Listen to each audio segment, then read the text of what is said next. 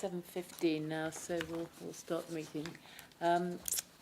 Yes, good evening to members of the public and to committee members, officers, and to everybody watching on our YouTube channel to our planning committee meeting 13th of May. We'll start with the agenda. So item 1 on the agenda is apologies for absence. We have 3 apologies this evening. Councillor Joe Bevis, who is being substituted by Councillor Wright, Councillor Bowers, who's been substituted by Councillor Rajiv, and Councillor Bowers-Flint, who's been substituted by Councillor Prime. So we do have a full house this evening. Now move on to item 2 on the agenda, which is declarations of interest. Does any member wish to declare the existence and nature of any disclosable pecuniary interest or other registrable interest relating to items on the agenda? That is a no. Thank you, members. Now move on to item 3 on the agenda, which is minutes of previous meetings. I have before me the minutes of the two meetings, one held on the 18th of February and one held on the 22nd of April. Do you wish to... Move both sets, Madam Chairman, for the true reflection. I sign this correct record. Thank you. And the seconder, please. Councillor Spray. Thank you. All those in favour of me signing the minutes? Thank you, members.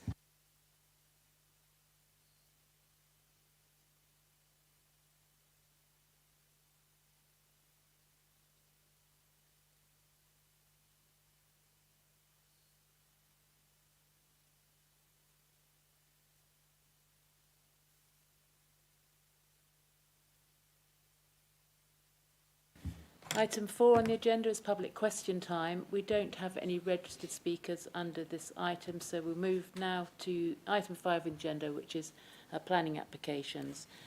The first application to be considered this evening is item 5A on your agenda. This is application number 24/02529 full, which is 73 Church Street, Coggeshall. We do have number of speakers on this application. The first person that I'd like to ask to speak is Mr. David Patrick, who is a supporter. Thank you. You have 3 minutes, Mr. Patrick. Thank you.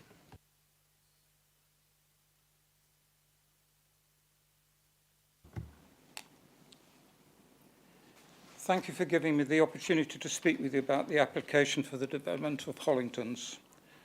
The Planning Officer's report contains a great detail and makes understandable points. However, I believe there has been more attention given to refusing the application than to the detriments of not allowing it to proceed. Many in Coggeshall would agree that the existing buildings are both a major derelict eyesore as well as being an increasingly dangerous health and safety hazard.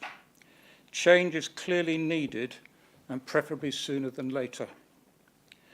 Development of this brownfield site is years overdue and will undoubtedly require significant investment.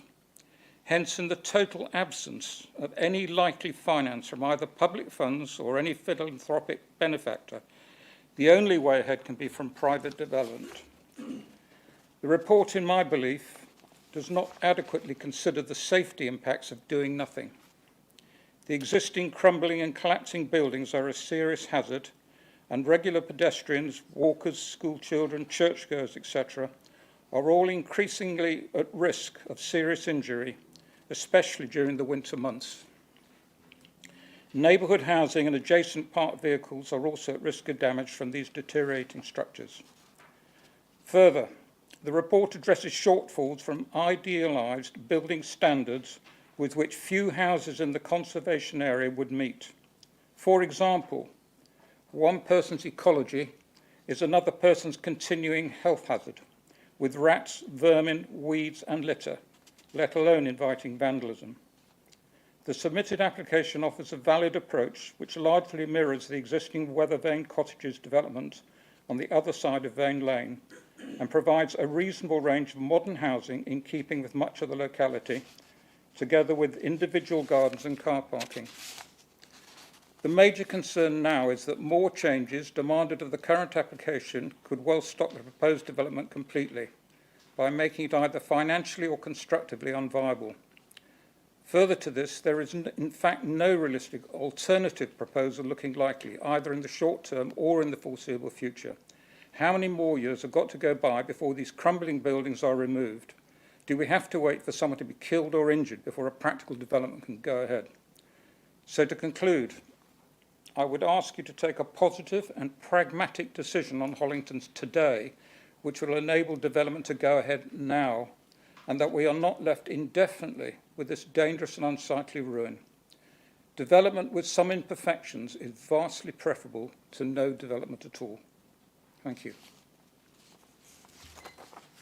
Thank you, Mr I hope Patrick. that was within the 3 minutes. Perfect timing. The next person wishing to speak on this application is Councillor Joe Brindley for Coggeshall Parish Council.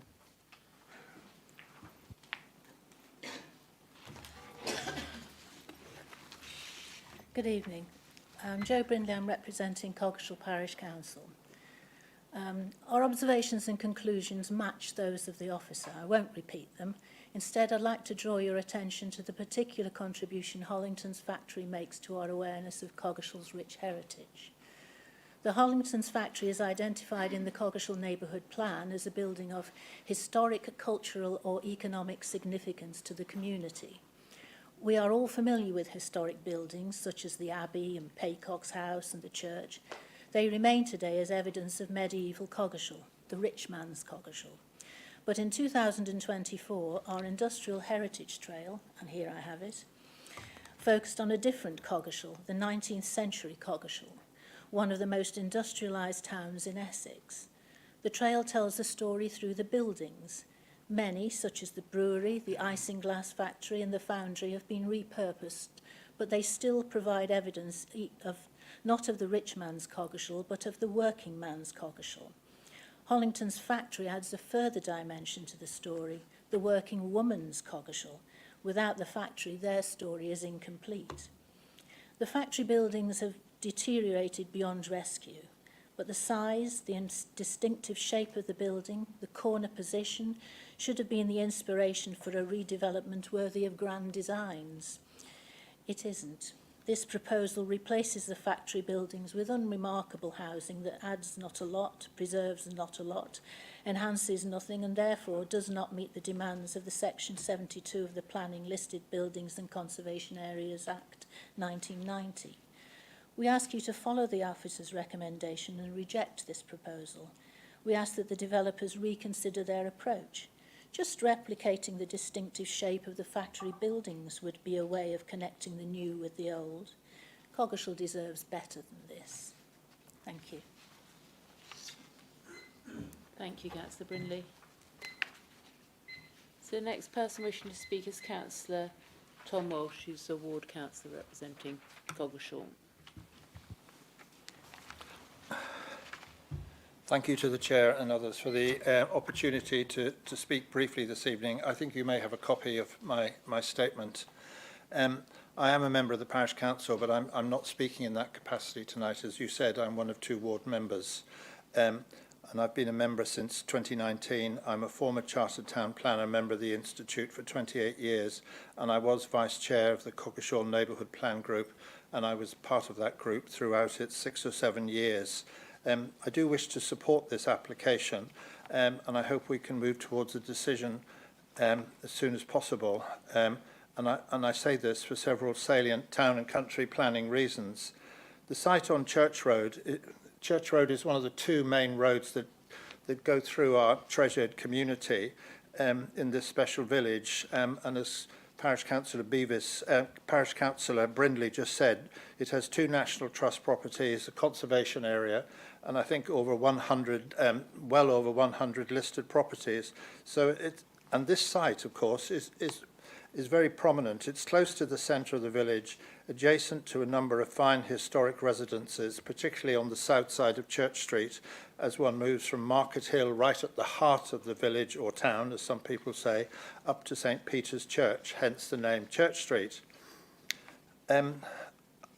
I did wonder about this proposal when it first came about, and one could say it might have been ideal, as Joe Brindley just intimated, to have utilised some of the original structure, at least in architectural terms, or to provide a community component in this scheme.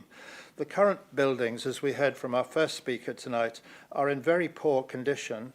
And in fact, architecturally, I don't think anybody would claim that the current structure, which has been unoccupied for decades, is of any particular architectural merit per se. It is a strong part of our industrial, cultural, and social history. And seeking to have a community element in it, I think, could make the whole scheme unviable. So I did have some reservations. I did personally have some reservations, and I spoke at this committee when Braintree agreed to demolish some 1/3 of this site. It was not so much a reservation about the demolition. I can see why that came about, but we had no idea what was to happen to the rest of the site, and we hadn't been able to garner proposals to explain the future of any of the site, let alone the third that was going to be demolished. And although I've not said so here, it's a factual point, I did wonder if we could convene a planning forum on the proposal or the site, but I was told because there were no particular proposals we couldn't. But personally, I think planning should be a bit more proactive. So the current site, in its present condition, as we've heard, is arguably dangerous. Tiles have come off the roof, and just last week I was quite independently contacted by a resident. Councillor Walsh, I'm afraid I'm going to be strict and keep everybody to 3 minutes. Right. So, but we have got, obviously, your Okay, written statement. can I just so say we one can- final sentence, please? One final sentence, Thank yes. you. The planning system, I think we would want to encourage appropriate development, and under the planning guidance, it should be a balance between merits and demerits. I think as there is no feasible alternative, I think we should be prepared to conclude that there is a clear advantage in terms of planning merits. Thank you for the opportunity to speak. Thank you, Councillor Walsh. So that brings us to the end of questions from members of the public. So we will now move to the officer presentation, which will be given by Mel.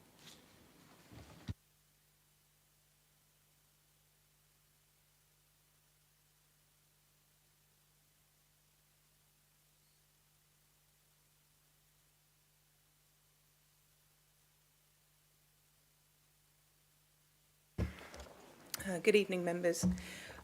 Before I start my presentation, I wanted to provide you with a minor update in reference to a couple of sections within the printed agenda. It's regarding comments that we've received from our Waste Services team. So it's at point 7.4 and 11.8. And members are advised that the advice from the waste teams regarding the changes to recycling to happen next April are still subject to a decision to be taken by Cabinet. So that's just a point of clarification for you. So this evening, my presentation is on the demolition of the factory buildings and the erection of 7 dwelling houses and associated works at 73 Church Street, Coggeshall, also known as Hollingtons. The plan on the screen now is the site plan. So most of the site is covered with the existing buildings, and the top left-hand corner of the site is currently open. The next slide puts it in context with historical assets around the site. So the site wholly sits within the conservation area in Coggeshall. The solid blue buildings and structures are Grade 2 listed, and those with hatching, so to the north here and then further up Church Street, are Grade 2 star listed buildings. This is an aerial photograph of the site. So you can see that we've got 3 broad roofing elements to the existing, the existing factory buildings, and then this is the area of open space to the top left-hand side. This is the proposal before you this evening, which is for 7 dwellings. So we have a terrace of 5 along the front and a pair of houses backing onto Queen Street. We have an area of car parking, and each of the properties has a private garden. The next slides show you existing and proposed elevations from the 3 different roads that surround the site. So this is the proposed and existing elevations for Vane Lane. So you can see this is where you've got the depth of the existing building, and then this would be the new elevation with the side of the largest property on the site. These are the 2 properties that would front onto Queen Street, and then you've got the carport building here. These are the existing and proposed elevations from Church Street. So the red line has been superimposed over that top elevation to show you it's in comparison to the existing factory buildings, and then you've got the existing factory buildings in that lower picture. These are proposed and existing elevations from Queen Street. So as you can see, this is the width of the buildings, and then these are the 2 houses that would front onto Queen Street, and then in the rear, in the back of this photograph here, in back of this drawing here, these are the rears of the properties that would front onto Church Street. These are the proposed front and rear elevations of that terrace of 5 properties onto Church Street. And that's the proposed Vane Lane elevation. And then the proposed Queen Street elevation. And then these show the roof plans.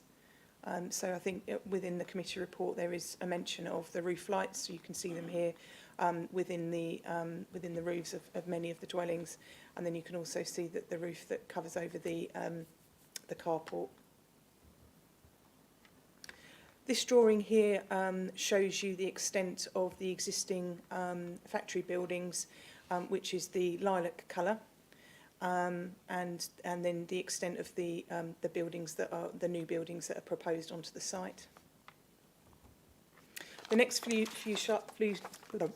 few slides show you photographs of the site. I'm sure many of you are aware of the site. It's a very prominent site within the village of Coggeshall. So these photographs are taken from the Vane Lane and Queen Street junction. So you can see where the length of this was the building that listed building consent was granted for to be removed. And then the parts here where this tree is, they were the ones that were to remain. And then these photographs are from Queen Street, looking down towards the existing property, the factory property on the left-hand side here, and then you can just make out where the junction is with Vane Lane. These 2 photographs are from Church Street. So this one's the top photograph here is a closer up image of the existing factory buildings. And then this one puts it in context with the existing listing buildings that run to the right-hand side of the building of the buildings along Church Street. These are views from Church Street that you would see if you were coming from the centre of the village, going up towards the church. So this is the prominent corner of the site, and then this photograph at the bottom here is looking along Vane Lane, and these 2 properties at the end are the pair that are the Grade 2 star listed properties that are close by to the site. So officers consider that the key considerations for the site are that it's located within the Coggeshall Conservation Area. The site is surrounded by Grade 2 star and Grade 2 listed buildings. Officers have concluded that the proposal would result in less than substantial harm to the heritage asset, as the proposals involve the loss of a non-designated heritage asset with no acceptable redevelopment plan in place. The public benefits would not outweigh the harm, and then further harm would be caused by poor layout, poor internal and external amenity for future residents, an unneighbourly relationship with existing occupiers at neighbouring properties, inadequate refuse facilities and some substandard parking spaces. Furthermore, insufficient information has been provided with regards to ecological features. Therefore, officers recommend that the public benefits proposed would not be outweighed by the harm indicated above, and the recommendation is that planning permission be refused as per the Appendix 1 set out in the committee report. I'm happy to answer any questions.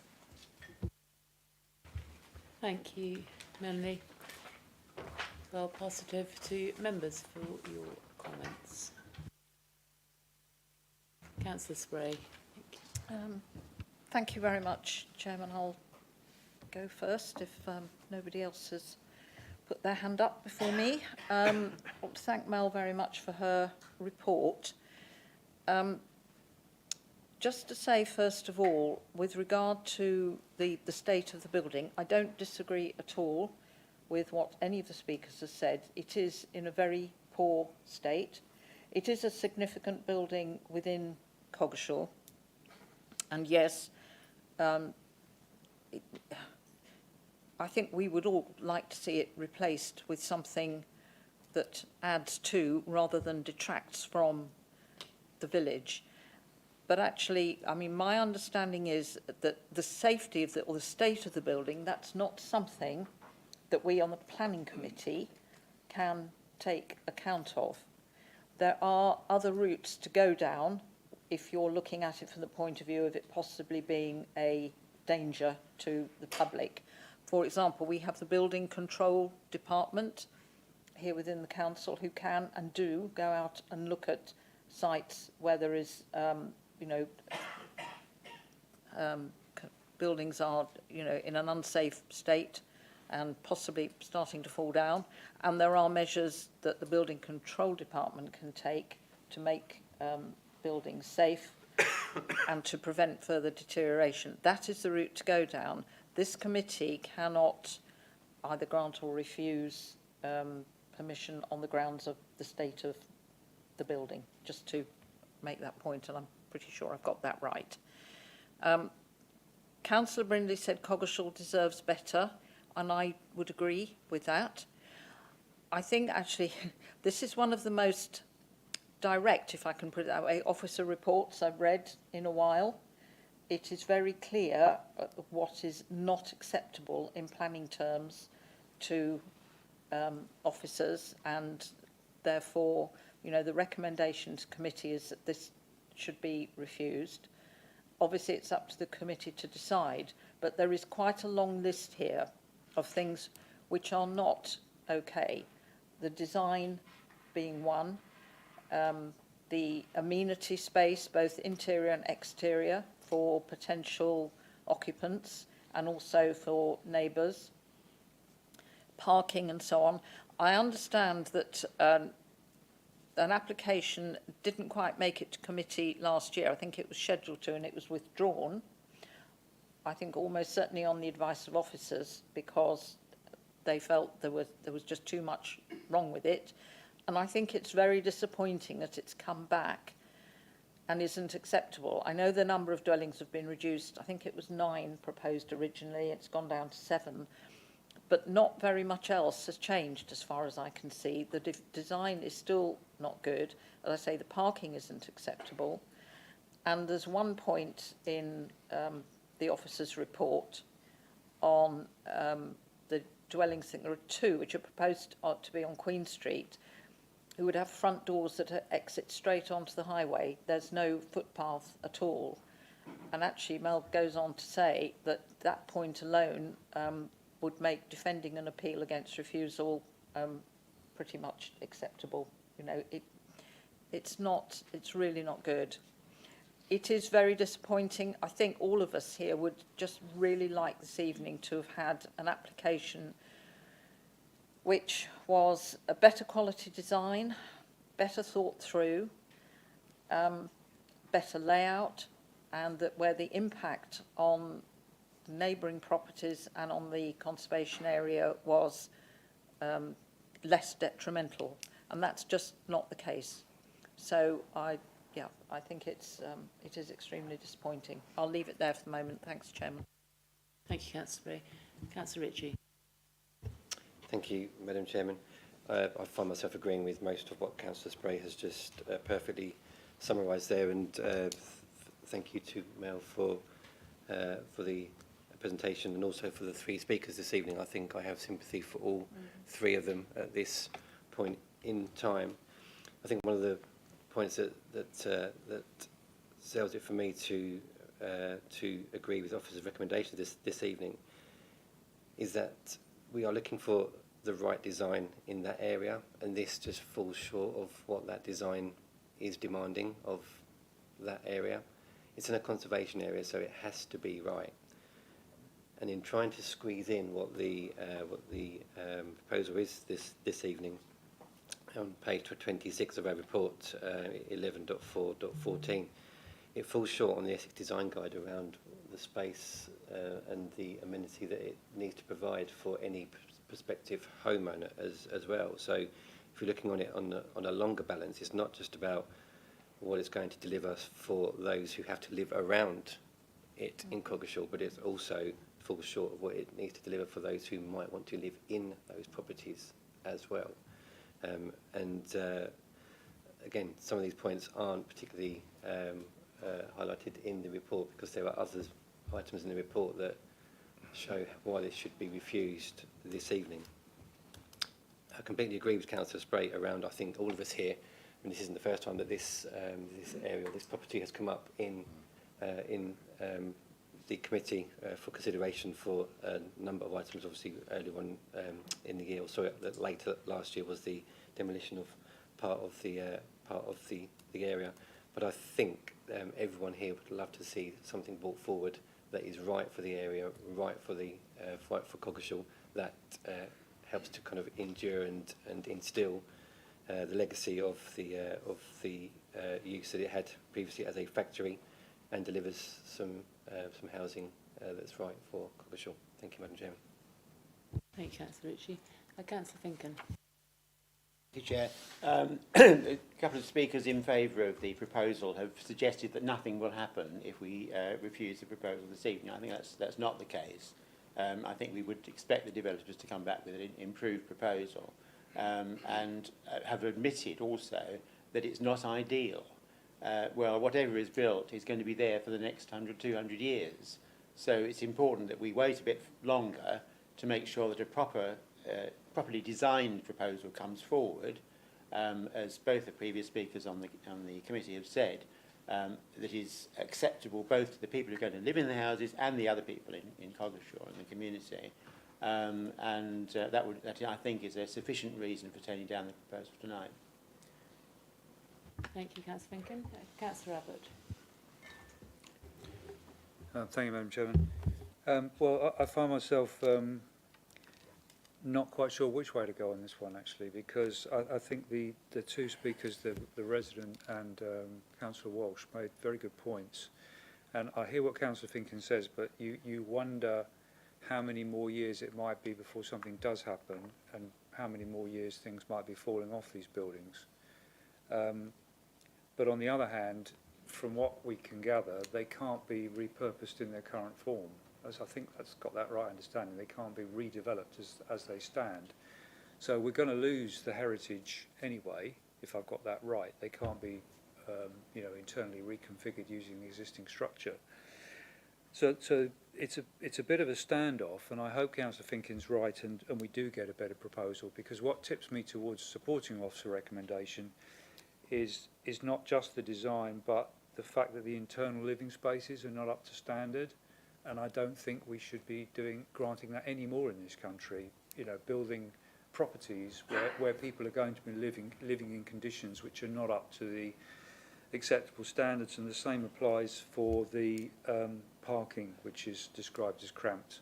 And as we've had before with other applications, you can have parking schemes which are simply not workable, and can cause conflict because they're not workable.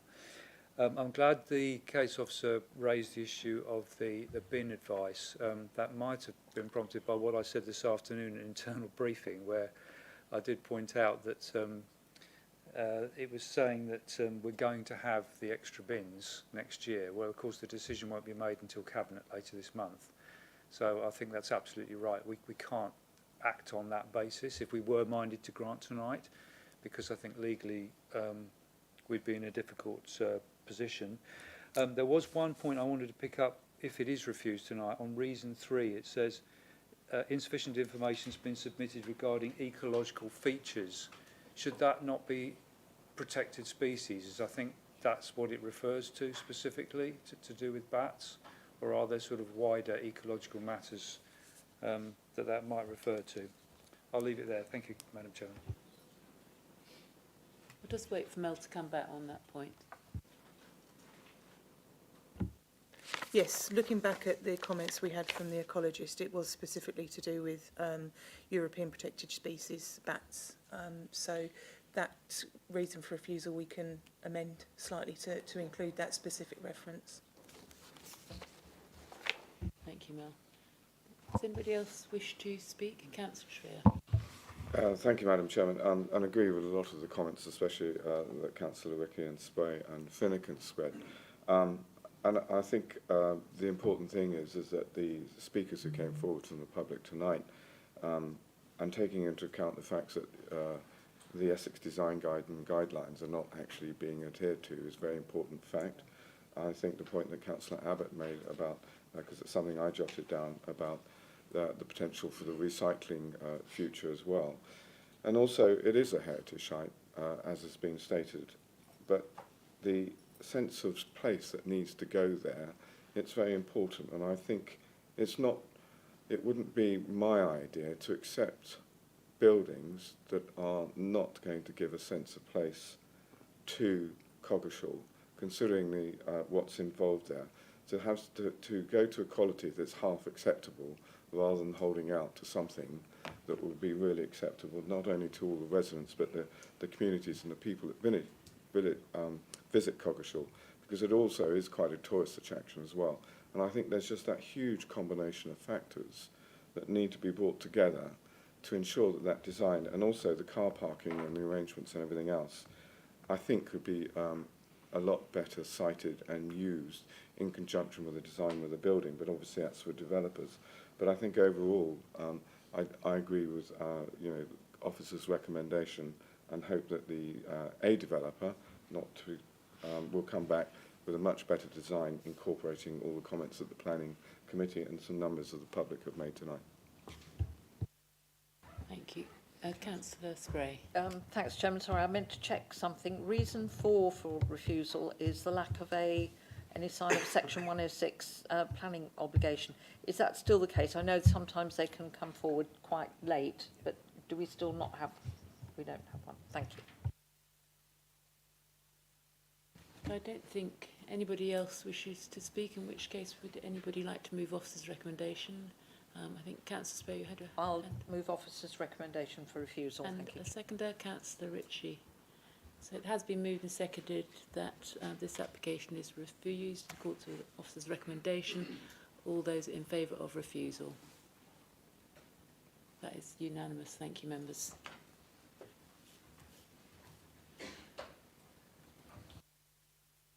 So we'll now move on to the next item on the agenda, which is item 5B on the agenda, which is to be found on page 40 of your agenda. This is application number 24/02673 full, which is a land at southwest of Cressing Temple, Whittam Road, Cressing.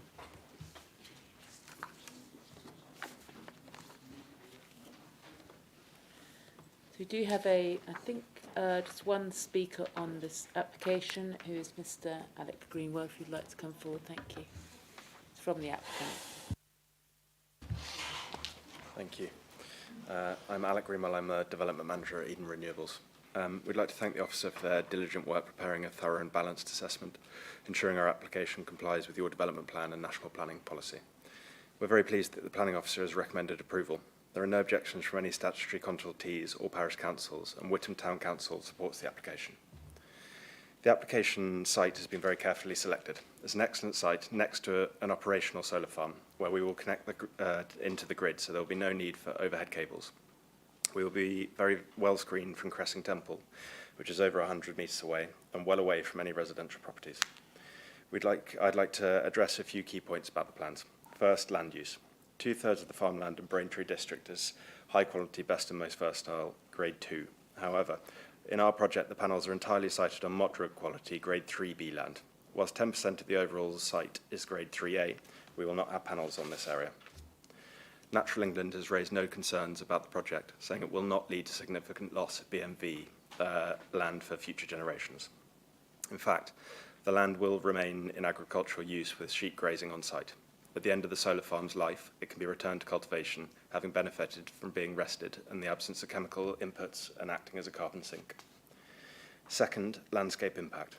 While the site is already well screened by dense existing tree belts, limiting visual impact, we've also agreed to enhance the screening further and will be planting new hedgerows behind the existing woodland adjacent to Witham Road. We will be reinstating a historic hedgerow next to the footpath. These measures will ensure that the project delivers a very high level of biodiversity net gain with over 400% for hedgerows. The new planting will be monitored carefully and managed in accordance with the landscape and ecological management plan, which will be guaranteed by condition. Finally, the benefits. Sheepcote will generate enough renewable energy to power 6,000 homes, supporting our net zero goals. The biggest threat to food security is climate change, and solar farms like this are tackling that issue directly. It will boost our energy security, providing cheap, locally generated power and freeing us from the need to import fossil fuels from abroad. It will help to tackle the nature crisis, delivering substantial biodiversity net gain. It will support the rural economy and provide £350,000 in community and educational funding and over £800,000 of business rates in its lifetime. This represents an important public benefits that outweigh the limited and temporary adverse impacts on the setting of Cressing Temple. Sheepcote Solar Farm is fully aligned with national and local planning policy. It supports Braintree and Essex climate goals and delivers clean energy locally and brings meaningful benefits to the community with minimal impacts. We respectfully ask that you support your officer's recommendation and approve the application. Thank you. Thank you, Ms Greenwell. We don't have any other speakers on this application, so we will now move straight to the officer's presentation, which is going to be given by Matt. Thank you, Chair. Good evening, members. So this evening we're looking at an application for a solar farm with up to 13.8 megawatts of export capacity, and with these projects often comes the associated paraphernalia. So you've got the customer substation, DNO substation, inverter, transformer substations, customer cabin, spare parts container, storage containers, maintenance tracks, fencing, security cameras, landscape planting, swales and associated works, including the grid connection. And the site we're looking at today is land southwest of Cressing Temple, Witham Road. So the site itself is located between Braintree and Witham. It comprises land either side of the Braintree branch railway line, which you can see is denoted by the hatch line on that plan. Cressing Temple is over here. Hopefully you can see my cursor. Then the existing stables are down here. The further afield you've got White Notley over here and Silver End over there. So the proposed site plan, it looks quite involved, but it's the panels themselves are in the blue, the different shades of blue to denote the length of the row of the panels, but they are the same panels. Access would be taken from the existing access on Witham Road, which you'll see some site photos later. The public right-of-way, which is 120_13, runs through the middle of parcels 1 and 2. And I'll show you an indicative landscape section of that after this slide. The red line extends up here, where there is the existing substation for the existing adjacent solar farm, which you can see on the aerial image. There's a new substation proposed as part of this application to connect into the 33 kilovolt network and the power pole that runs along the side up here. And then in terms of this bit down the south here, that hasn't been put forward for solar panels, and the primary reason for that is to do with the Norwich to Tilbury project. That line, as currently proposed, runs kind of along here, so to the south, and there is at the moment a pylon proposed in this field. So I understand the applicant team deliberately sought to avoid interacting with that, as to not to create any conflicts. as I've said, this is the landscape section, so that looking at the public right-of-way, a cross-section, so you can see the hedgerows that would be either side, and as between the sort of security fencing, the deer fencing, you'd have 20 metres, so there wouldn't be any sort of tunnelling effect, and the hedges will be maintained to 3 metres high once they get there, obviously. And then I just thought I'd include this plan. There's a lot on the plan, just to really highlight that there has been discussions with the applicant team about improving the screening to the kind of established field boundaries, just to sort of strengthen those winter views and sort of help mitigate any sort of passing view that you have coming on Whittam Road, or indeed from some spots in Cressing Temple. So this is the plan for the solar panel, the single tracker panel. As you can see, it's bifocal, so it arcs to capture the sort of peak of the sun across the day. And I've included an example image down below what that actually might look like. And then, as I said earlier, you've got the associated paraphernalia. So this is the customer substation building, the central inverter substation, which is a district network operator building, and the customer building is the same for both. The substation, customer cabin, spare parts container, the first storage container, the second storage container, and then just an illustration of what the deer fencing, the gates, and also security cameras.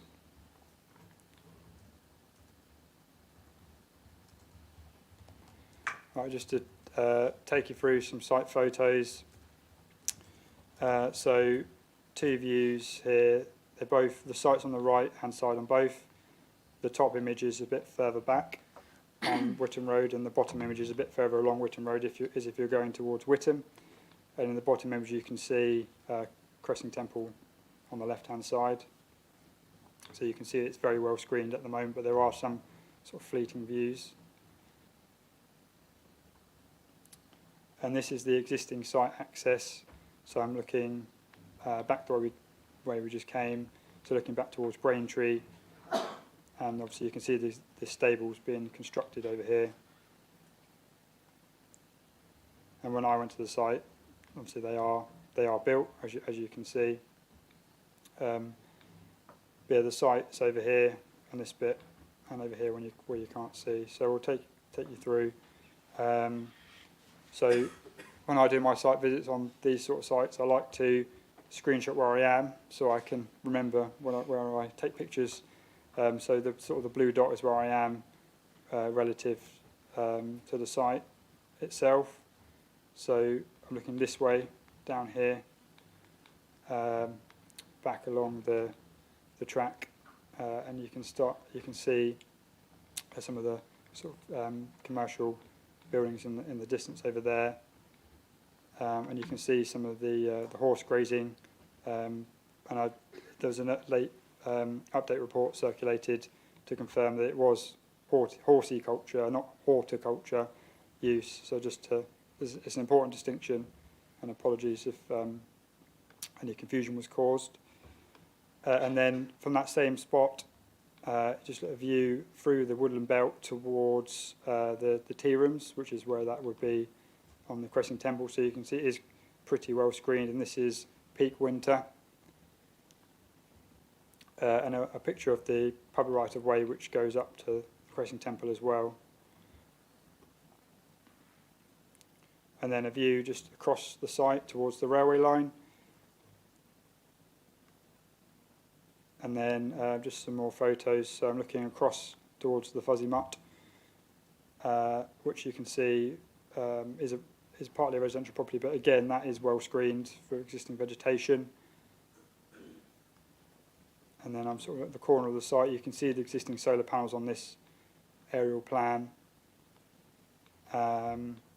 and then looking across, so you can see it's slightly undulating, but you know, it is quite screened on the boundaries. And then you can see in this one the existing solar panels that are there at the other side of the hedge.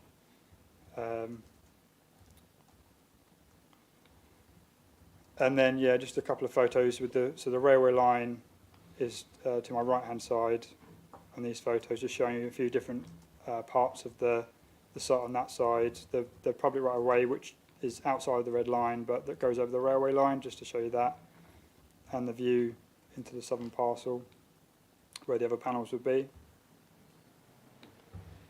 And then I have moved to the southern parcel here to take some photos, just to give you an idea. So it is quite open, that parcel, but it does have the boundary vegetation, which obviously will be improved as part of the proposals. And again, just some more photos of the same parcel. And then I just took a couple of quick pictures, so you can see the sort of complex of the equestrian buildings here from sort of parcel 2, and then you can see the car park for the equestrian buildings, and the access would come from around here, round and down, and that's just part of the access way through to get to that southern parcel. So just to sum up then, the application in officers' view, in taken as a whole, is compliant with the development plan. Officers consider the balance falls in favour of granting permission. As set out in the report, there is that heritage harm on Cressing Temple, less than substantial at the higher end, limited landscape harm overall, minimal impact on residential amenity. There is a small loss of best and most versatile, but as has been said, that is outside of the panels themselves. So the renewable energy projects, this one generates up to 13.8 megawatts of renewable energy, and that is equivalent of powering up to 6,300 homes annually. It doesn't say annually in the committee report, but that was the intention, that it's 6,300 homes annually it could be powering. And it's calculated by dividing the total annual electricity generation of the scheme by the annual electrical consumption of the UK average home. So that's how they work out how many homes it is. And then you've obviously got the BNG, biodiversity net gain benefits for habitat and hedgerow units, and some short-term construction benefits. And the good thing about this site is that no true hedgerow loss is required to facilitate the development. So it's recommended to members that the application is granted in accordance with the approved plans, the conditions and informatives as set out in Appendix 1. As you'll have seen in the update, officers would like to amend condition 35 as set out in paragraph 4.1. No objections being received from Network Rail, because they failed to respond in time despite multiple chasing, and no objections received from Essex Fire and Rescue on a revised wording for a fire management plan, because there are no batteries on this site and their condition related to sites that have batteries, and that is quite a critical thing in terms of fire risk. And then just in terms of other things in the update, just briefly, just to confirm, the grazing land which is being lost in part is being replaced, and that's been approved. There's a typo in the report where it should be White Notley and Thorpebourne don't have a neighbourhood plan, not White Cone and Thorpebourne, so apologies for that. And then just to confirm, the heritage impact, the heritage impact would only be on those assets listed in paragraph 11.5.23, so no, if other heritage assets have been listed, there wouldn't be a material impact on those. And yeah, I think that covers it. Happy to answer any questions. Thank you, Chair. Thank you, Matt. Councillor Abbott. Thank you, Madam Chairman. A couple of points and then a question, if I may. The officer mentioned about the pylons. It'll be very interesting to see what the assessment of those are when they come forward in a planning application we're expecting later this year, because each of those will be, we're told, over 160 foot high and will clearly be visible from Cressing Temple, which is not just a collection of listed buildings, but one of the most important heritage assets in the country. So I just thought I'd put that out there. But also in terms of the ward, Councillor Wright and I represent, although we have to take each site on its merits, and we certainly will with this one, I say the same thing at this committee meeting as I do to the County Council, is there's an awful lot of development either within the ward or adjacent to it, waste site, quarries, housing, proposed roads, solar farms. The list goes on, and in a very short space of time, but I just mentioned that.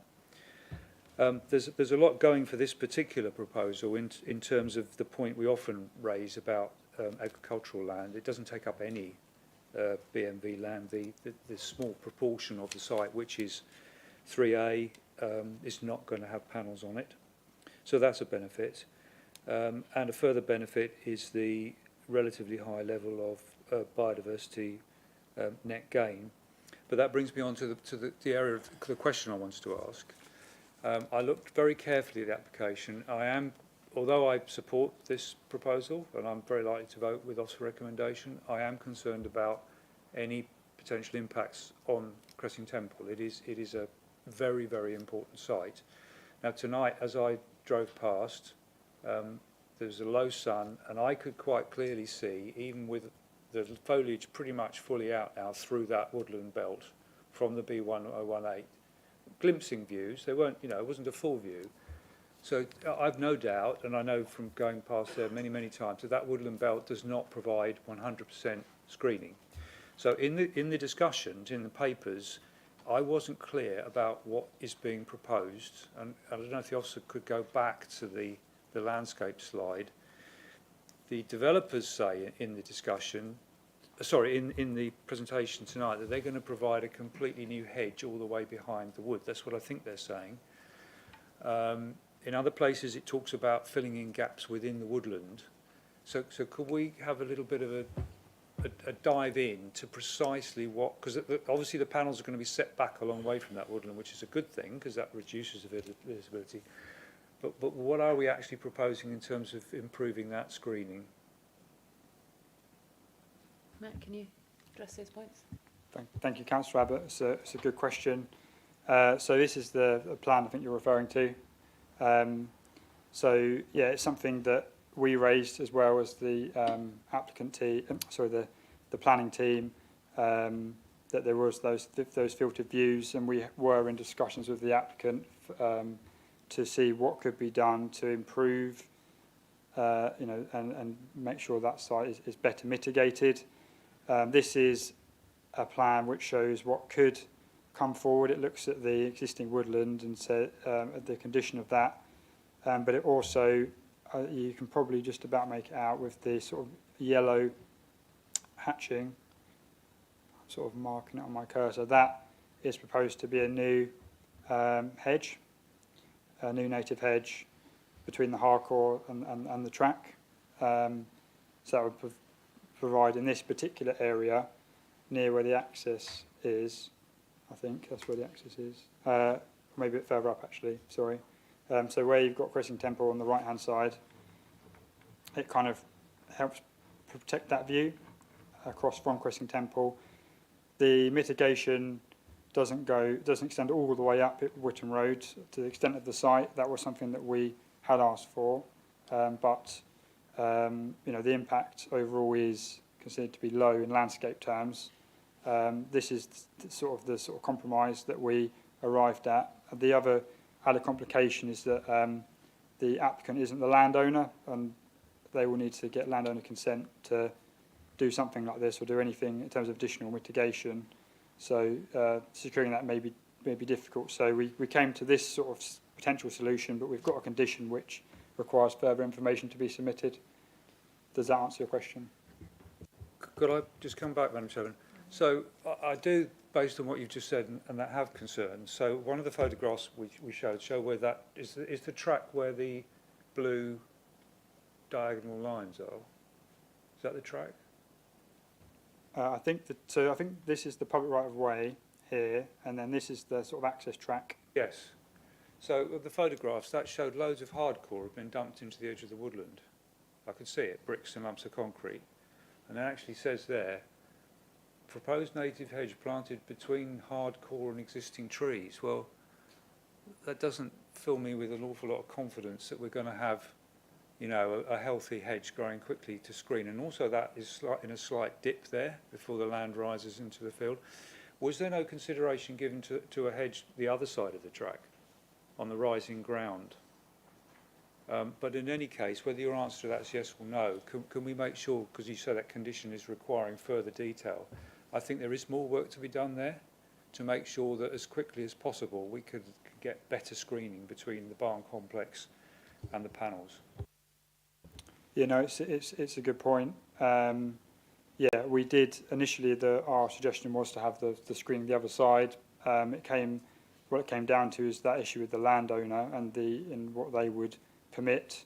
As I say, this is kind of the sort of solution that was arrived at, but by no means is it the final solution. Obviously, with the condition, we'll push for the best possible outcome. That obviously to mitigate it as far as possible.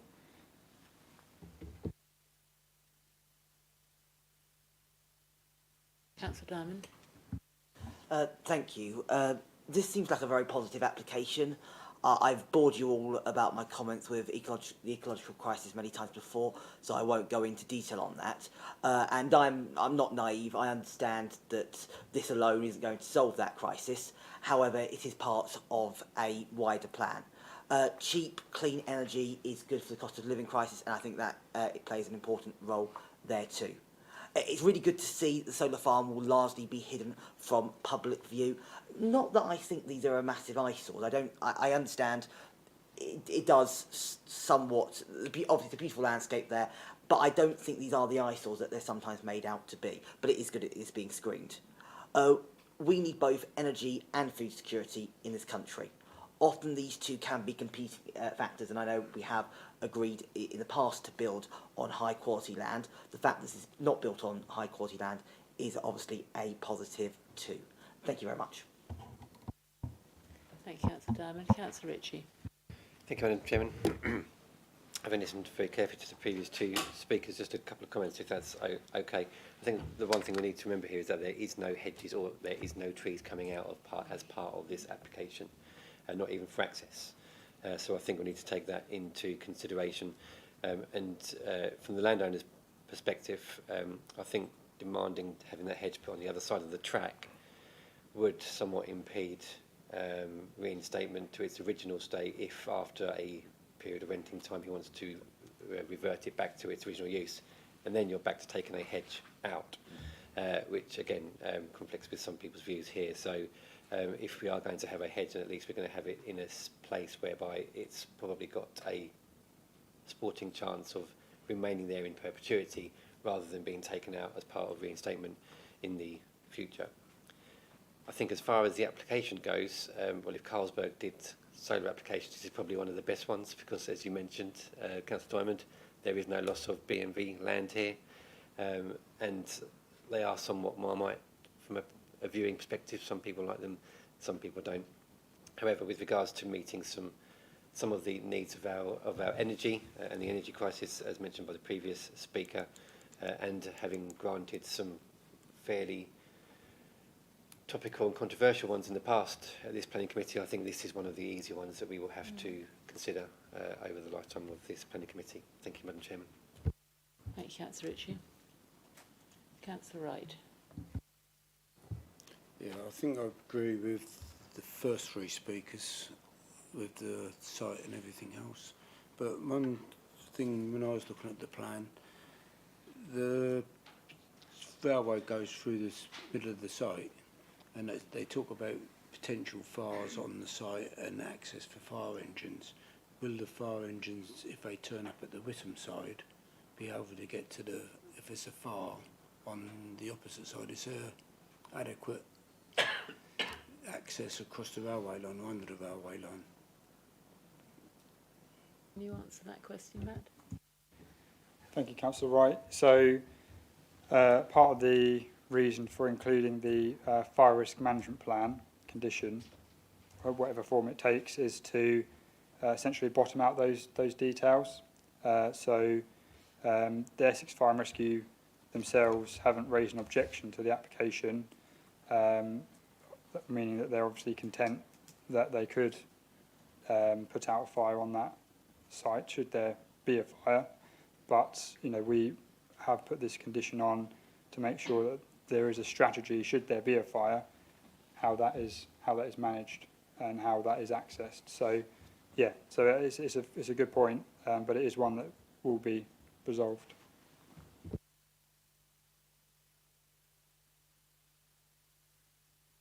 Councillor Holland. Thank you, Madam Chair.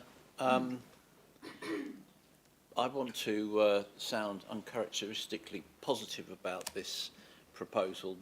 I have sat here in committee looking at proposals where things like visual mitigation, which I think is extremely important, were laxed within the proposals.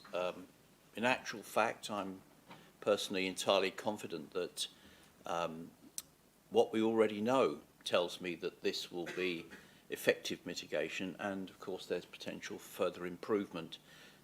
But to be honest with you, I think we can be confident in supporting officer recommendation on this, because the existing proposed visual mitigations and planting I think is 9/10 of the way to entirely adequate.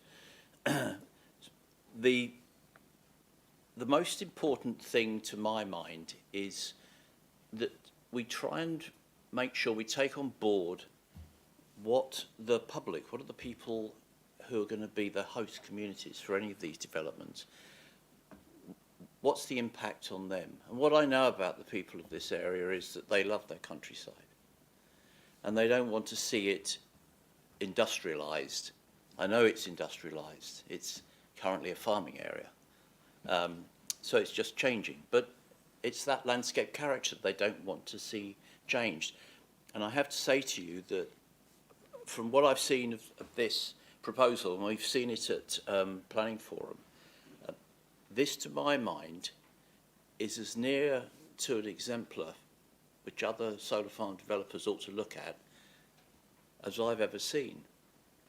And nothing is going to be perfect, nothing in this world is, but this is pretty darn good.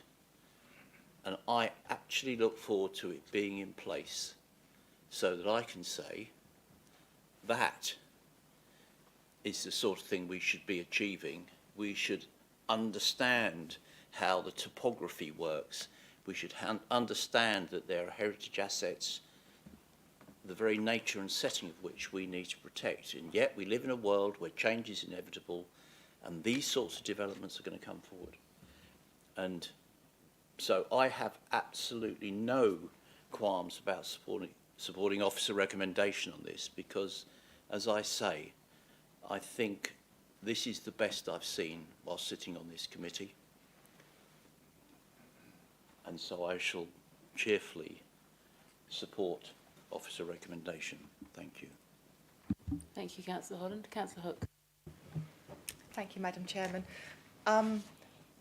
Everyone's spouting about it being an exemplar site, and I get that because of its topography and there's no loss of trees. But I don't think we should be forgetting that it is literally just across the road from Cressing Temple Barns, which is one of the most heritage assets in our district. And yes, it's screened, hopefully, obviously with extra hedging and that kind of thing. But the perception will be, oh, BDC, let solar farm go across the road from one of our most heritage assets. So while I agree, I think there are concerns, and it shouldn't be pictured as, oh, this is the best one we've got because of the heritage asset that's next door to it. Thank you. Thank you, Councillor Hooks. Does any member wish to make? Councillor Ranjith, yes. Don't have to say much, but I agree with this. I love this proposal because we are moving to a greener community now. We are looking at renewable energy. Just as a teacher, I'd say this is what I was teaching today about renewable energy. And from children's point of view, they found that like it's so exciting to have something like that. And I totally support it. I know we have a heritage thing there and we need to, it's protected, but we also have to see how we can move ahead. Otherwise, we're so restricted by saying, okay, this is going to block this, we're going to have this. But we also look at the positives that we are not cutting down trees, hedges are protected. There's no loss of anything there. We're using an open space there to install this. And I go 100% with this. I agree with this. And I think it's a beautiful proposal. We should go ahead with this. Thank you.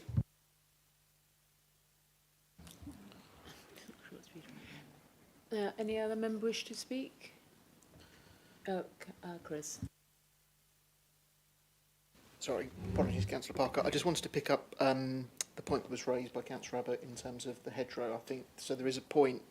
I think from an officer side, it would be useful to get some clarification in terms of member steer on that. We've obviously got a condition recommended within the report in terms of the landscaping scheme. So it's just whether or not members feel strong enough that that wording of that condition should be amended, whether or not there should be a specific provision, and how we take those, whether or not those comments are taken forward. So yeah, it would be Can you useful to get just some. tell us, Chris, which condition is it? I might just defer to Matt on that. Condition 11. Condition 11. Thanks, Matt.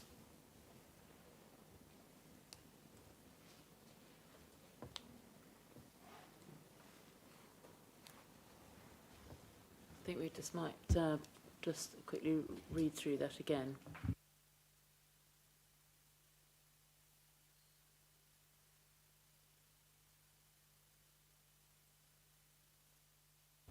And just to confirm, the drawing that's referred to in the condition is the one that you've seen on the slides this evening.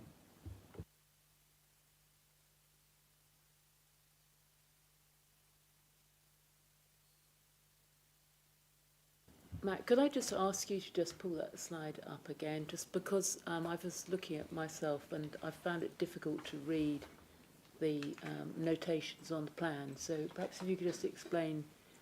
I know you've referred to the hedgerow. I think we'll be clear about where the hedgerow goes, but could you just explain exactly where the additional planting is going in between that hedgerow and the road, and what those green areas are? Is that the existing planting? Perhaps you just run through that again, just so we're clear. No problem, Chair. Thank you. So as I said, the sort of the orangey yellow colour is the extent of a potential new hedge.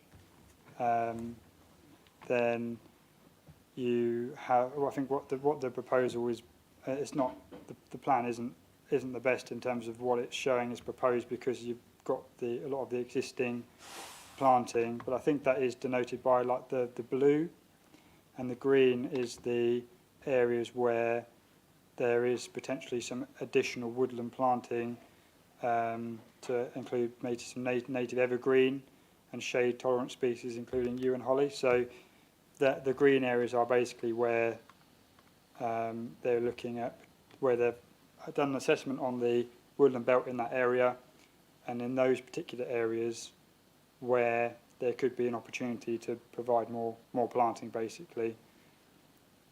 Hopefully that gives you a bit more clarity. Thanks, that's helpful. Councillor Abbott.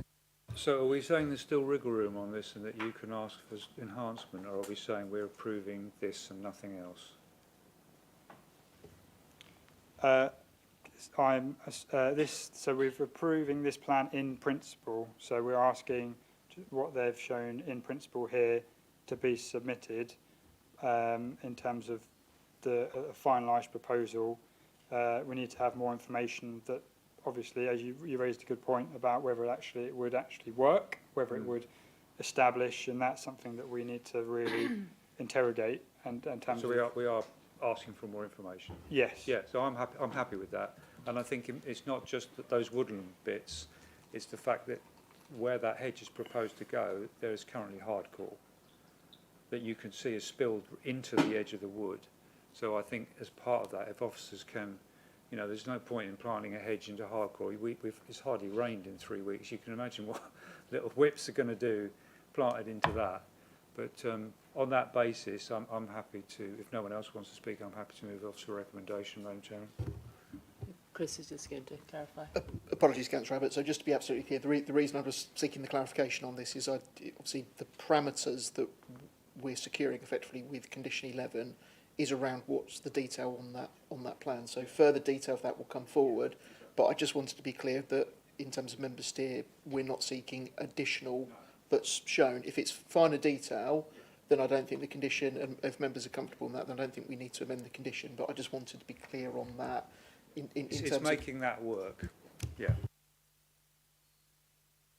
Could I just check, Chris? So we obviously are approving that, the proposals, we approve this plan that's up on the screen here.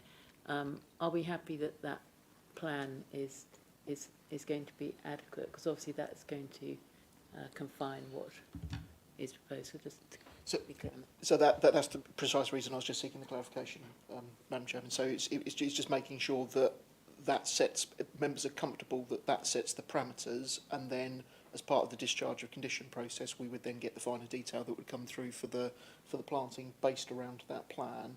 But if members were concerned that what's shown there in terms of that mitigation needs to be bolstered, I think that's where we'd be needing to look at amending the wording of that condition so it's very clear of what we would expect at the discharge condition stage. So it was just so we're absolutely clear as officers in terms of what the expectation is, and if members are comfortable with the wording of that condition. Councillor Abbott, are you happy as you're the one who's... I think so, because if we can't go the other side of the track, and I think we've agreed we can't, then we've got to work that side. There's not a lot of space there, so it's more to do with getting that to work based on further information, and I say particularly avoiding trying to plant a hedge into a load of hardcore.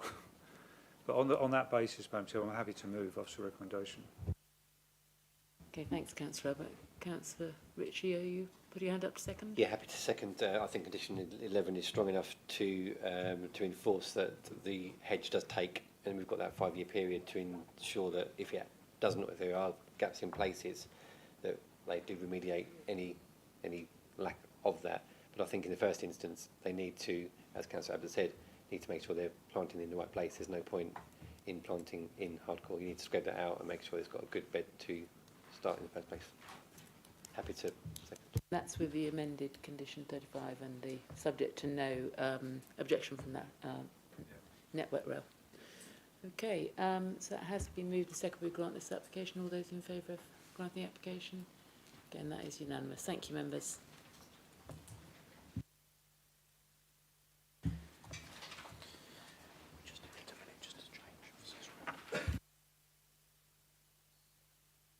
Let's have a little pause while officers change around members.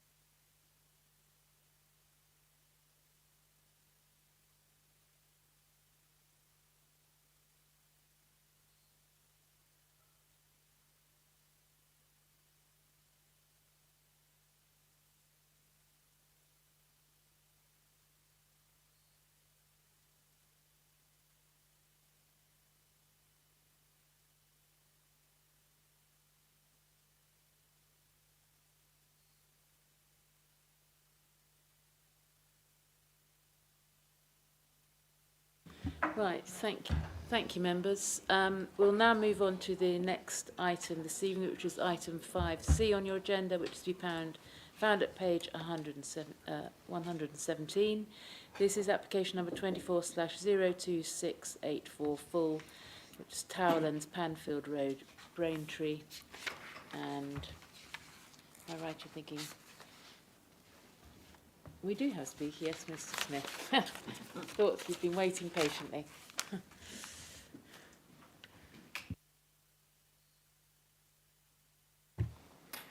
Thank you, Chair, and on behalf of the applicant, thank you for the opportunity to address the committee this evening. The application before you seeks planning permission for the neighbourhood centre at Towlands Park, delivering 12 two-bedroom apartments over 2 floors, sitting above the retail and community uses that were secured by the outline planning permission. The applicant would like to thank our case officer and the statutory consultees for their help in the preparation of a scheme which has a recommendation for approval. Pre-application discussions began last summer, but the character of Towlands Park has already been established through the outline planning permission and the design code. We work with officers to create a high-quality scheme that improves on the proposal for an office that was approved by this committee in late 2022. Splitting the building into 2 blocks will deliver an enhanced public realm around the buildings and through to the parking courtyard, with room added for private amenity space for the apartments on the south side of the building and seating and planting on the street frontage to provide a meeting place for residents of the wider scheme who will be using the retail facility or enjoying activities at the community centre. The 2 buildings are almost identical and are designed to read as a pair, finished in the same red brick and grey tiles as the rest of the avenue character area, but with the addition of cream painted woodwork to create the shop fronts on the ground floor. The 3-storey buildings match the tall houses on the opposite side of the street and use their scale to mark the location of the important facilities at the heart of the site.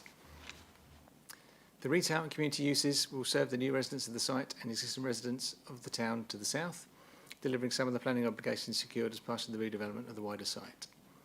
The apartments are an addition to the approved scheme and, as well as providing some smaller properties to the housing market, the applicant has committed to a set of financial contributions to mitigate the impact of the new homes, including funding for off-site highway works, early years primary and secondary education, healthcare infrastructure and sports facilities, thereby ensuring there are additional benefits from the new scheme to create the neighbourhood centre.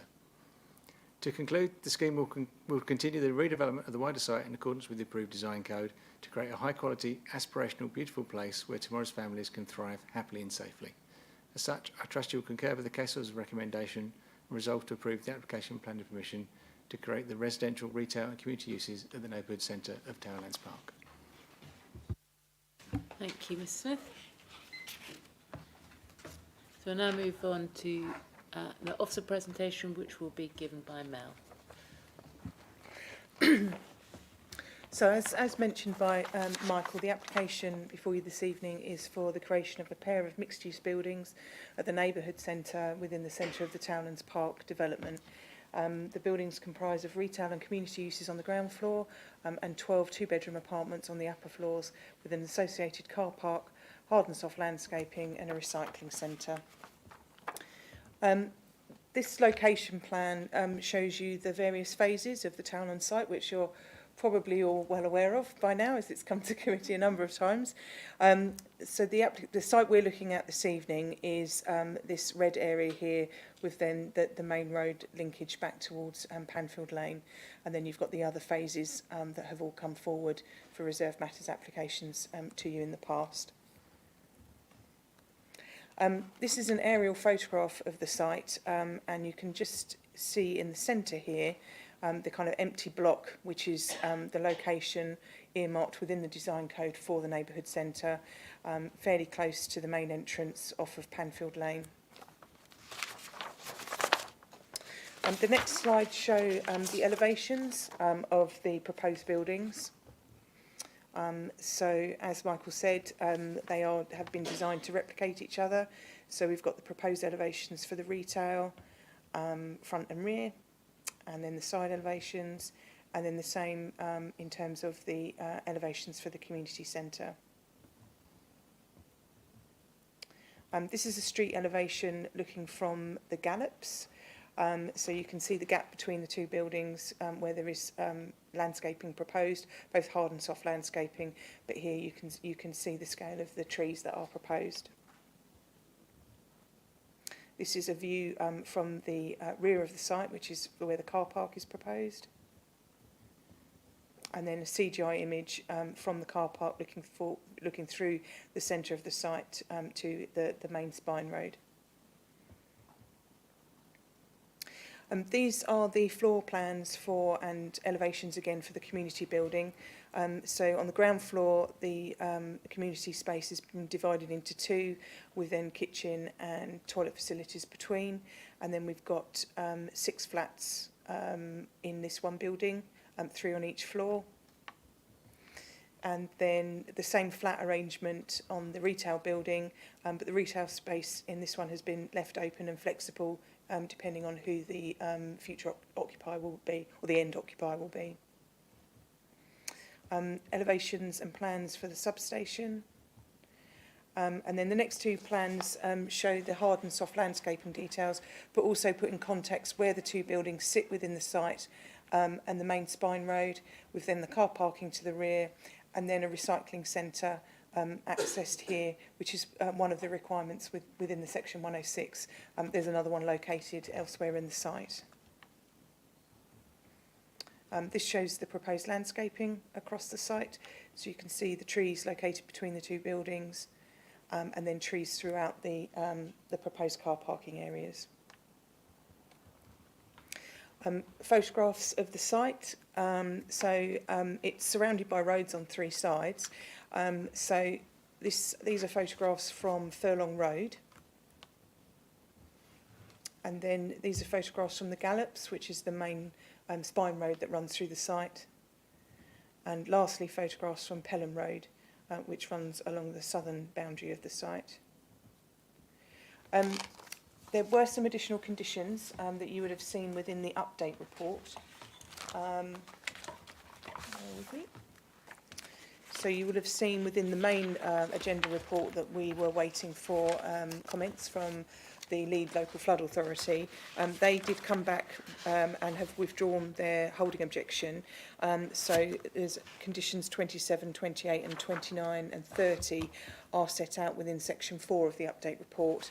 In addition to those, there was a further additional condition, and apologies for this not being repeated in the update report, and this was one requested from Highways within their updated recommendation, and it deals with the speed table along one of the access roads that run to the north of the site. So key considerations for this is that the principle of the development has been established by the outline consent. There's been no objections from statutory technical consultees. The appearance, landscaping, layout and scale are considered acceptable, and officers consider it represents a well-designed scheme delivering the neighbourhood centre. So the recommendation is to grant planning permission subject to the section 106 and the heads of terms that are set out within the committee report. And also the conditions set out at the end of the committee report, those within the update report, and the additional condition shared within the presentation.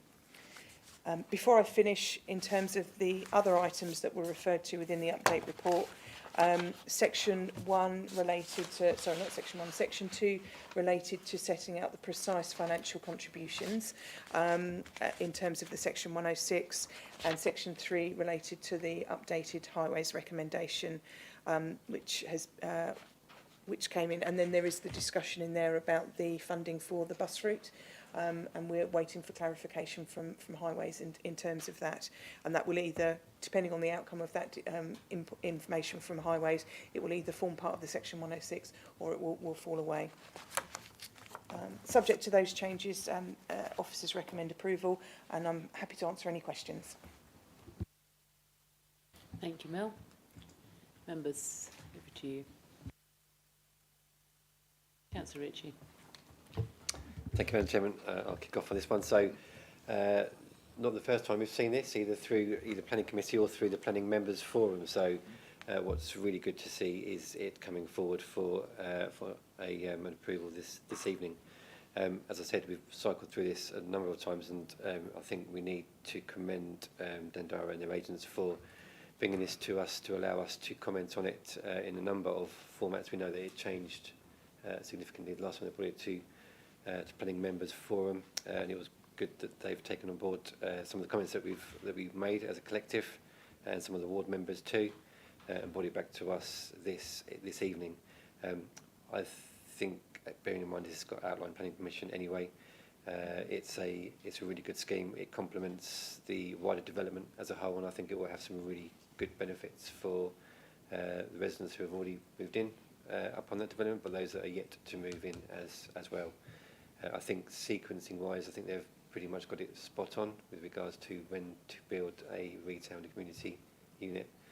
Obviously, you need people to use it, so it's good that they've got that balance seemingly right on this occasion. Yeah, I'd be happy to support officers' recommendations, but I'll see what others have to say first. Thank you. Thank you, Councillor Ritchie. Anybody else? Councillor Spray. Thank you, Chairman. Just to echo Councillor Ritchie's comments, I think, yes, the design is good. Nice to see retail with residential accommodation up above. I think that works well. One hopes that we don't have to wait too long for an answer on the bus provision. We all know, and I'm most definitely not going to start the conversation on this tonight about the transport problems around that whole area. That's for another, it's another matter for another forum, really. But yes, it would be good if we can get something on that sooner rather than later. But overall, yes, very good design. And again, I think well done to the developer and to officers for working well together to bring this forward, which is certainly a very acceptable application this evening. Thanks, Chairman. Anybody else wish to make a comment? I would just commend the design. I think actually the pair of buildings actually are quite an improvement. And, look, a nice focal point for this development. Okay, I don't think any, oh, Councillor Holland, sorry. Thank you, Madam Chair. I have very little to say other than that I think it's really important always to remember this. We balance rules and planning considerations and what have you, but the truth is this is about delivering place for people to live in. I feel very confident that if we vote with officer recommendation on this, we will have made the right choice for the people of this place in the future. Thank you very much. Okay, I don't think anybody's got any other comments, so if anybody would like to move officer's recommendation, Councillor Holland, find a seconder, Councillor Ritchie. Sorry, Councillor Mundy. All those in favour of granting officer's recommendation with the updated report. Again, that is unanimous. Thank you, members. So this now brings us on to item 5D on the agenda. This is application number 25/00475 VAR, which is land north of Osier Way, Sybil Headingham. We don't have any speakers on this application, so we will move straight to the officer's presentation, which will be given by Matt. Jack. Sorry. Thank you, Chair. Good evening, members. The application 25/475 VAR is a variation of a previous application granted by Members' Decision back in 2022. Some of you may remember it. It's the Headingham Medical Centre. The variation is to essentially change the design of the elevations of the structure. The context behind it is that the developer is seeking a more cost-effective and deliverable scheme. As I've stated in the committee report, economic factors such as that shouldn't sway a council's decision, a decision maker's application, but it's noted for context that that's why they've changed the elevational design and that's why it's coming forward as a variation. In terms of preliminary points, you would have noted in the committee report that we had a certificate of lawfulness, and you may note that the existing application would actually expire today. But the developer has carried out works which has kept that application alive, and that's been confirmed by the existing lawful development certificate, which was granted last week. Obviously, we have to prepare these committee reports in advance, so at the time it was produced, that hadn't been determined, but it has now. So effectively, paragraphs 1.3, 5.8 and 10.5 of the agenda can essentially be disregarded, but they're basically talking about what would happen if the existing lawful development certificate were refused. So, the scheme is within Sybil Headingham, just off of Osier Way at the old Predamore factory site near Rippers Court. This shows the sort of land uses around the site. You've got the site area, a large residential area around it, the industrial development to the north and a work hub to the south. And the site was originally allocated under Section 106 of the adjacent residential development as a medical centre. This is the original approved site plan, and then switching over to the proposed site plan, I'm going to go back and forward again. You can see that the site layout is generally the same. Or I could have showed you that as well. The floor plans are generally consistent. Now, the key thing you're going to notice as I go through is the elevational change. So what we have here is a generally render and brick built structure proposed with flashes of colour on the aluminium window framing and the canopies. It maintains a gabled side elevation with a mansard roof system around the core building. Now, the approved elevations at the top, it's a higher scale, and what they've essentially done is they've reduced the roof pitch and the scale of the building and changed the curtain walling, glazing at the entrance to a brick built structure. This is another comparison of the approved and the proposed rear elevations, side elevations on the north and the side elevations on the south. What I've done here is a height comparison. So the top image is showing, if you were viewing it from the east, where the ridge of the approved would have terminated and where the ridge of the new scheme would, the new roof would terminate. Now the one at the bottom is showing where the parapet coping, and that's on the south elevation, if you're viewing it from Osier Way, that would create that additional experience of pitch and scale. So actually you can see the two lines do close, as it were, because of that, but from the east, yeah, you would notice the reduced scale. I'll go through these quickly because I appreciate there's a lot of pictures, but essentially this is from the car park of the work hub from Osier Way, with the site being at the rear.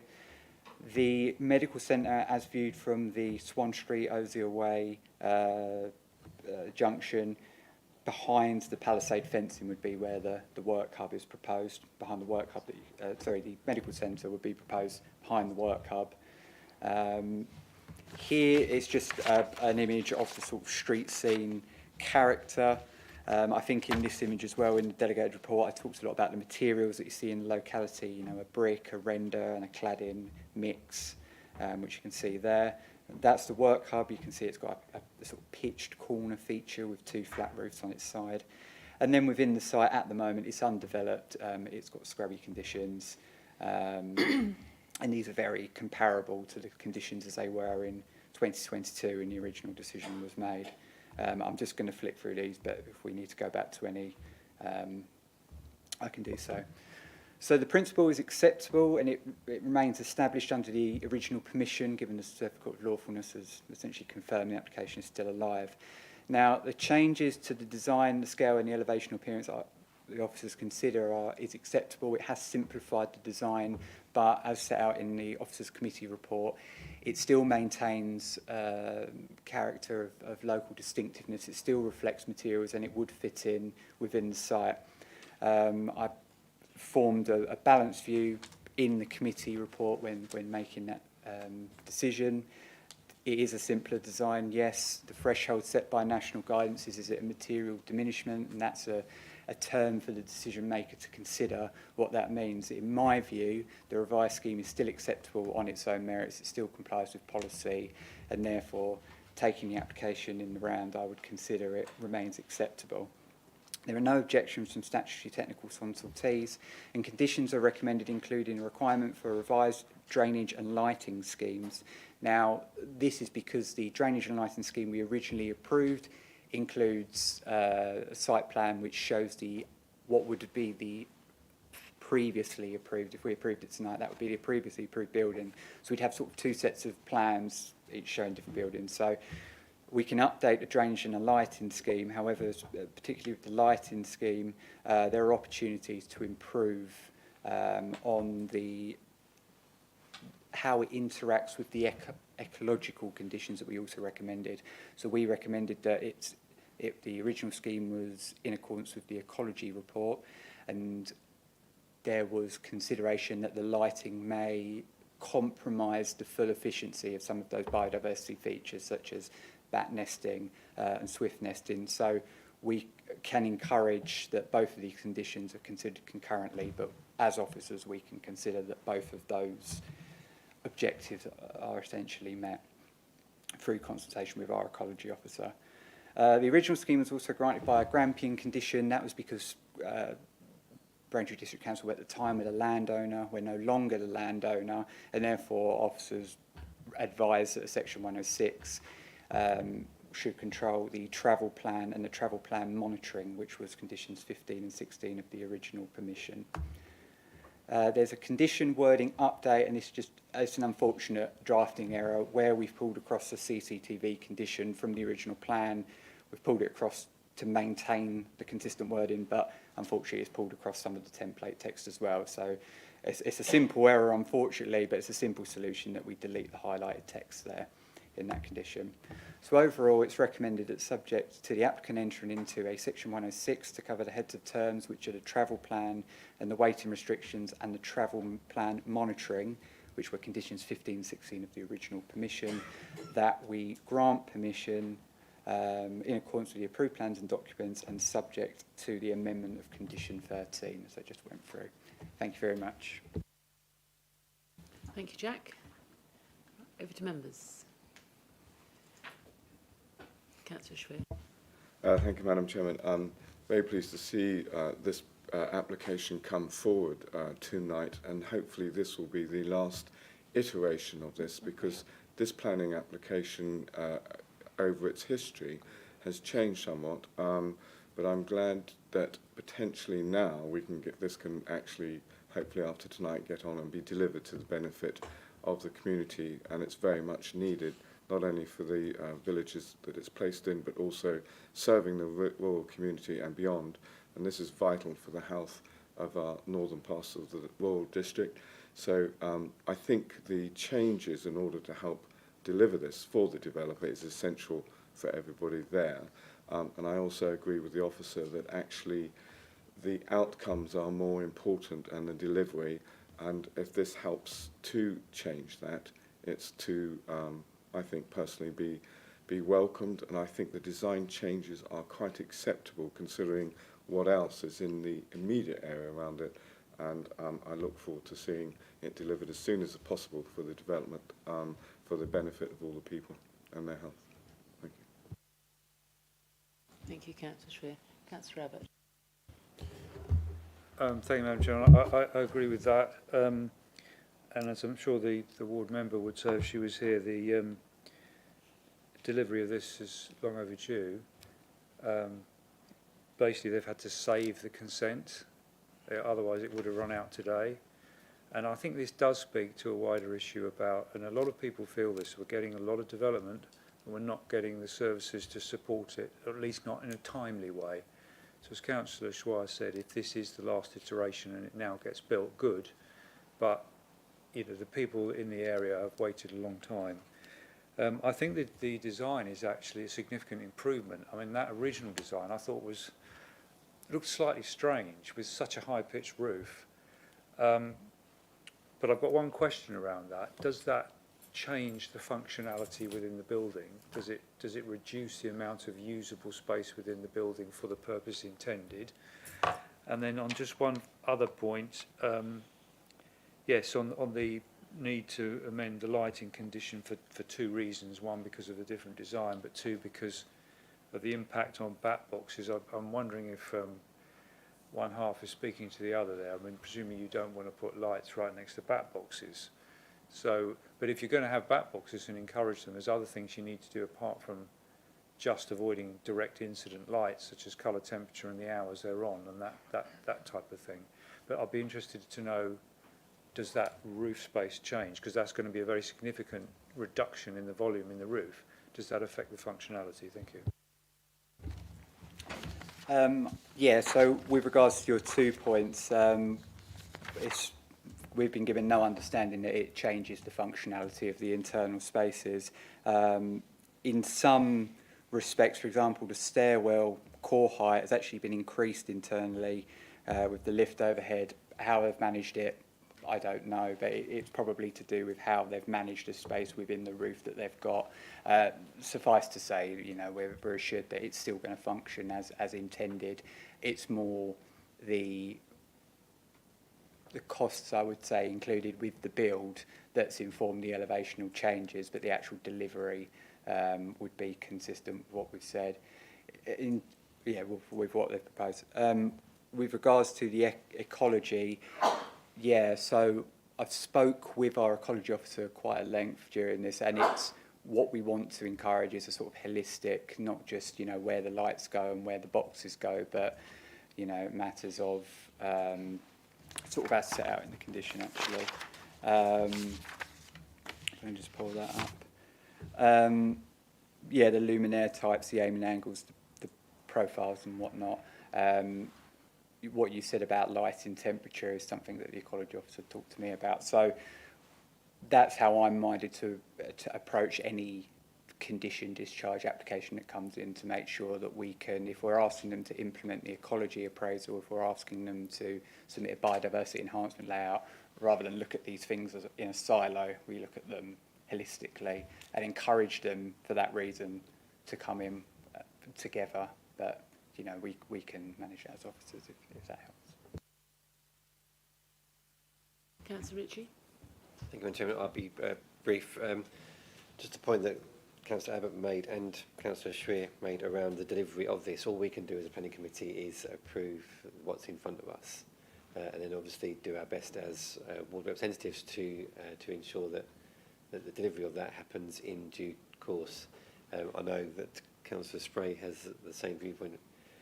As portfolio holder, we grant so many applications for houses that then don't get built out, but that's not within our jurisdiction. All we can do is meet our obligation to approve what's been applied for, and then our piece has then been done. So let's just hope that, from what I can see, is a slight value engineering project as well to try and maybe meet some costs on this application. Let's just hope it does get built out in the next couple of years or so. Thank you, Madam Chairman. Yes, you're quite right to point that out, Councillor Ritchie, because of course we did grant permission for this 3 years ago and nothing got built, so I don't think we can blame the planning authority for failing to grant permission. Does anybody else have any? Can I just add points one of restraint? point? Yes, Sorry, just to, Jack. there's something, it's in the committee report, but obviously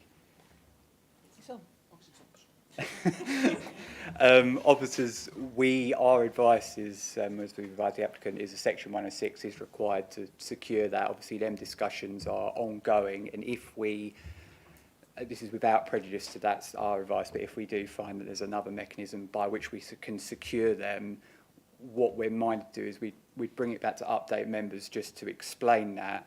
What I just wanted to say now is just in case I turn up again with the application, it's not reopening it, not reassessing it. It would probably be on that basis that we're reassessing it, just in case we all say we don't want to see it again at committee, and then I come back in a couple of weeks with it. But that's without prejudice. We think section 106 will be suffice. So. Jack, can I just raise one small point? So there is actually a colony of swifts in Sybil Hedingham, which I saw at the weekend, was absolutely delighted to see them. I just was wondering whether we could add a condition, whether we vote to add a condition that to install some swift bricks just to support that colony. Yeah, in the ecological appraisal, it had talked about swift boxes, and the recommendation being that they were swift bricks, so integral to the build rather than sort of mounted on the side of the structure. Now, the original permission, we'd said that it should be in accordance with the ecological appraisal, which recommended that. And we've also recommended a biodiversity enhancement layout. And what that essentially, that kind of interacts with the ecology appraisal by saying these are the recommendations by your ecologist. Biodiversity enhancement layout shows where that is, the specification and how that will be delivered. We can perhaps, well, swift bricks swifts would probably come through with that as well as bats. We could include, if we wanted to, specific reference if we know that there are swifts breeding locally and that, or we can include it as an informative. I'm slightly looking towards Chris as well. But we can amend, I think amending the condition is probably more belt and braces of way of securing it. So it doesn't change the overall what the condition's trying to do. I think it just reinforces a specific requirement. So I've got no issue with that. Yeah, thank you. I would like that. Does any other member wish to make any comment on this? Very pleased to see it come forward finally. Okay, anybody would like to move the officer's recommendation? Councillor Schwer? And Yeah, thank you, Chair. I'd be happy to move officer's recommendation subject to the additional condition about the swifts. thank you. And Councillor Prime, I saw your hand go up first, seconding it. So it has been moved and seconded that we grant this application. All those in favour? Again, members, that is unanimous. Thank you very much. We'll now move on to item 6 on the agenda, which are 2 habitat banks for biodiversity net gain purposes. I think Neil is going to do a presentation of these, so we'll just let him swap over. And am I right in thinking Chris will obviously be taking these one at a time? Will we? Okay, so the first item is item 6A. This is a habitat bank for biodiversity net gain purposes at Spain's Hall, Finchingfield. This is on page 212 of your agenda, and we have no speakers, so we'll move straight on to Neil's presentation.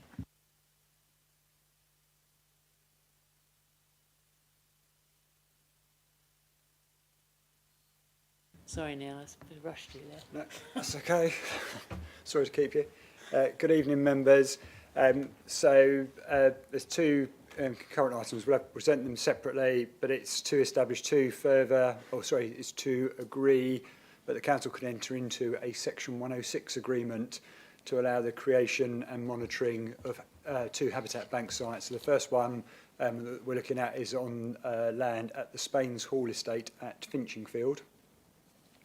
So just a very brief recap. A lot of you will remember a very similar presentation that we gave a little while ago about a proposal at Braxted Park. But just to recap very quickly, biodiversity net gain is relatively new. As we will all know, there is a statutory requirement that developments demonstrate, the majority of developments, large developments, demonstrate now that their proposals can deliver a minimum of 10% uplift in biodiversity value. So there's an assessment made of the biodiversity value of a site before development, and then the developer needs to find a way to provide an uplift in that value as part of the development. So under the Environment Act, there's a number of ways that can be done. So it could be done through on-site habitat creation within the development site. It could be done through a registered off-site biodiversity gain site, or it could be through the purchase of statutory biodiversity credits through Natural England. And there's very much a hierarchy there. So the preference is that provision is made on-site if possible. Where that's not possible, then developers can look at purchasing off-site biodiversity gain units or biodiversity gain land, and that's what we're looking at here, the creation of these habitat banks.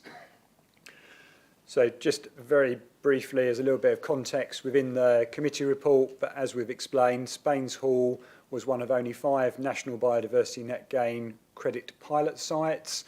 So it's a feather in their cap, I think, and for us as a district that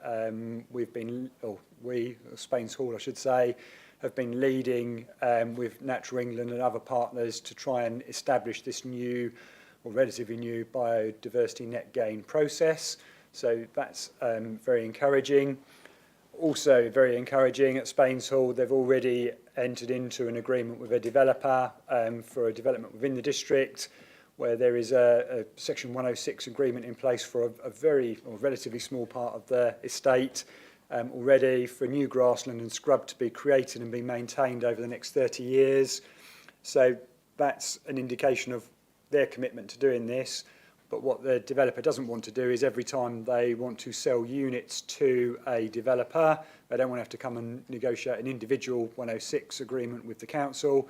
So what we're trying to do here, or what they're trying to do, is establish a habitat bank. So they're trying to create an area of land which is designated and controlled by the 106, which they can then sell units from.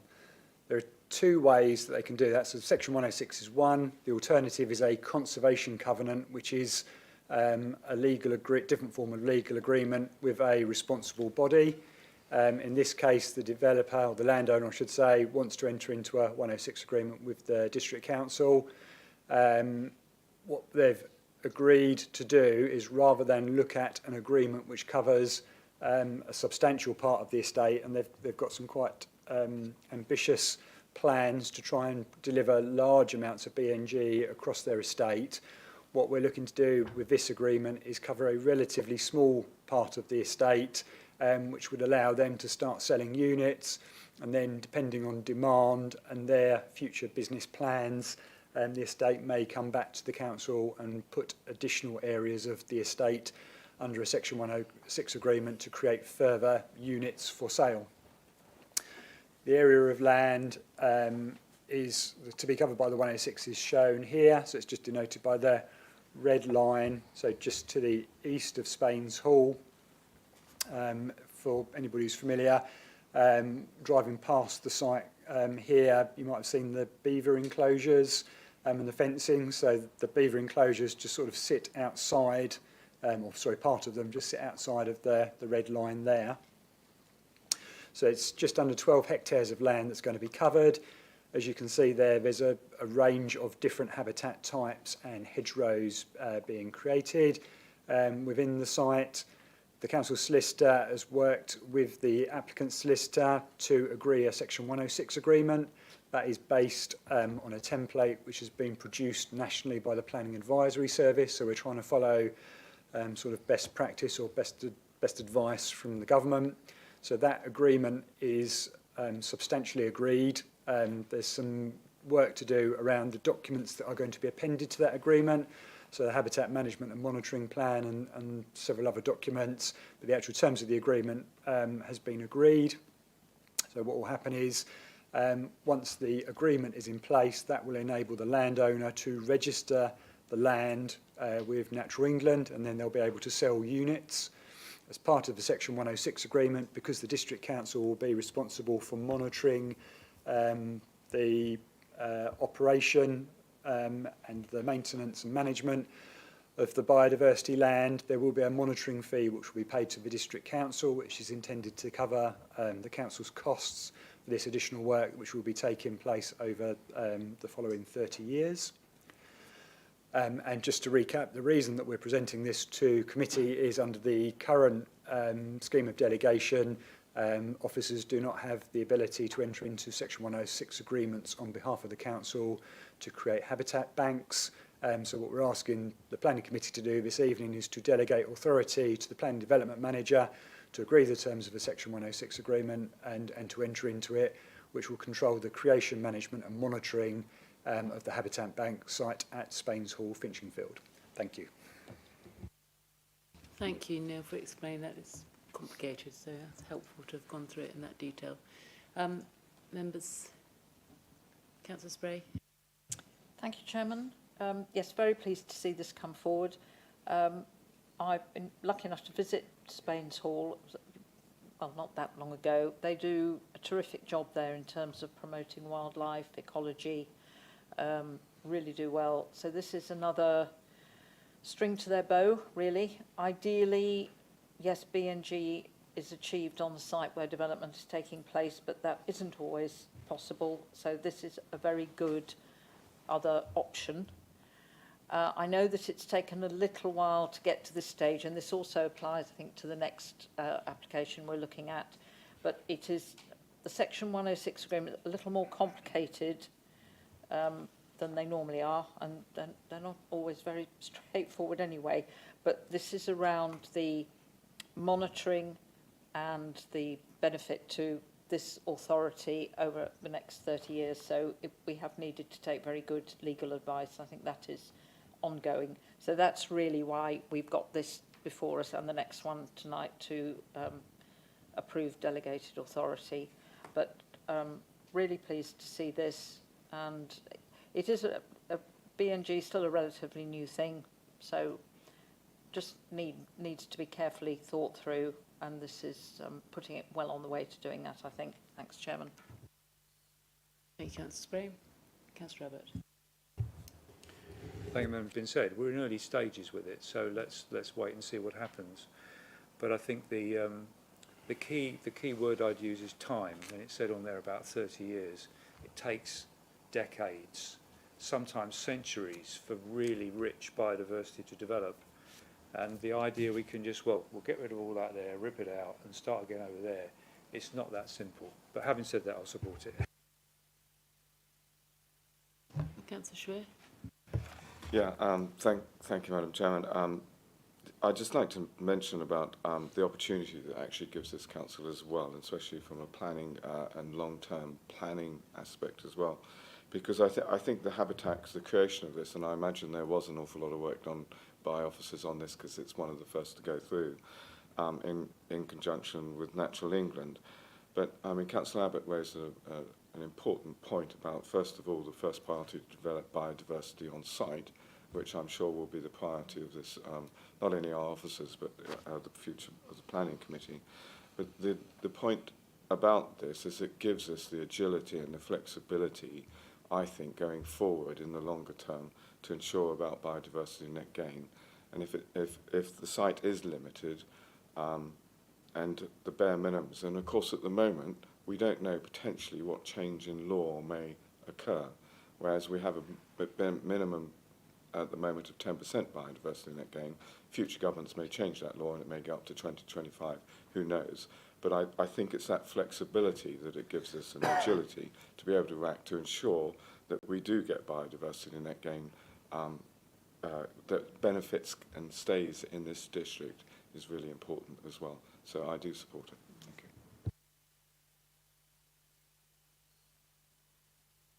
you. Any other member wish to speak? Yes, Councillor Holland. Thank you, Madam Chair. Neil, this is going to demonstrate my ignorance, but in your presentation, you used the words broadleaved and rural trees, and I wondered what I should understand from the term rural trees as opposed to other sites. Thanks, Councillor Holland, for that. So, as I understand it, though with the types of habitat creation, there are, within the guidance, different types of habitats that you can create, which are defined. I can't, I'm afraid, tell you what the definitions are, but those, so rather than different ecologists or different land managers having different understandings of habitats created, I think the idea is that that within the suite of habitats that are available, it's understood what the different habitats are. So I think just in terms of Spain's Hall, which is trying to avoid answering your question, what they are trying to do, as I understand it, is not only enhance the ecological value of the land, but actually look at it as part of a wider landscape. I think Councillor Abbott was making a good point around not just having islands, but I think certainly what they're trying to do at Spain's Hall is look at how it connects to the wider landscape and the different habitats around it. So again, it's still I take Councillor Abbott's point, it's still an estate and it's not going beyond that, but they are trying to look more holistically. So rather than just looking at a field and saying, well, if we turn that into a wildflower meadow or whatever the equivalent would probably be defined, they are trying to look at how the landscape functioned historically, how it can function with the existing habitats that are already there, and try and enhance that and try and make them work together. So they're trying to and they are measured on the value of the gain on the land, but with Spain's Hall they are looking much more widely at how the estate operates. So that's a bit of a woolly answer, but I hope that's okay for you, Councillor Holland. Yes, I think the important thing about the Section 106, if I'm right, Neil, is that we get the level of funding right, because it's going to be a long-term cost for this authority to monitor that over 30 years. So that is think, unfortunately, we're not going to be in capable hands, assuming we've granted this application, of Neil, who's got a lot of expertise in Section 106 agreements. I assume, Councillor Rajiv. Thank you, Chairman. I'd just like to answer Councillor Abbott's question about the rural trees. That's what we're teaching. Rural trees are where it's in rural areas. It is not specially for wood like we see in urban areas, but it supports the wildlife that is attached to agriculture, like the birds that go into the fields and things. They build their nests in rural trees, and those are rural trees which we find around agricultural land. That's what is my understanding, and I just wanted to share that. Thank you. Thank you. Rajiv. Right, so I think we've finished this discussion. So anyone would like to move officer's recommendation to delegate authority? Thank you, Councillor Holland, and Councillor Monday seconding. So as we moved and seconded, we grant authority to the Planning Development Manager to arrange this Section 106. All in favour? Yes, that is again unanimous. Thanks, members. And we'll now move on to the final application, which is another item 6B on the agenda, another habitat bank, with this time in Wethersfield, Wildfell Centre for Environment Recovery, land at Grays Farm, Wethersfield.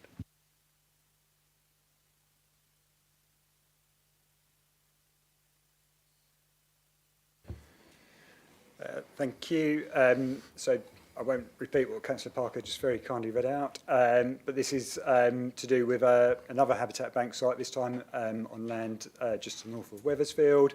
So I'll just skip over that slide because it's the same principle as at Spain's Hall. So it's creating biodiversity gain land which can be sold. So just by way of background and context, slightly different with this site. So this the land here used to be part of an arable farm, Grays Farm. It's understood to be purchased in 2021 by Ground Control, the current landowner, with the intention of becoming a nature recovery site. So in total, the land that they purchased was approximately 120 hectares, which included arable land, some woodland and grassland. What they're looking to do, whilst overall it's a nature recovery site, quite a large part of the site, but not all of it, is to be used to create biodiversity gain. Slightly different to Spain's Hall as well, in that much of the physical habitat creation works have already been undertaken at the site. So obviously there was some foresight there by the landowner in terms of the purchase of the site and the setting out of the land in advance of the BNG regime actually coming in. So although they've got the creation works and very much set out and wanting to operate, just as with other habitat sites, they need to have an agreement in place, legal agreement in place to be able to have that management and monitoring regime. So this is the area of land which is to be covered by this legal agreement, highlighted in red. So this is Wethersfield, the village down here, so we're just predominantly to the north, and then sort of further up, just off the screen, is the edge of the airfield site. So quite a substantial site, as you can see. So as you heard, the overall site was 120 hectares. So the legal agreement is looking to cover approximately 63 hectares of land. There's a range of different habitats being created there. Scanning through to see which ones Councillor Holland might ask me about in a moment, but hopefully we'll be okay with those.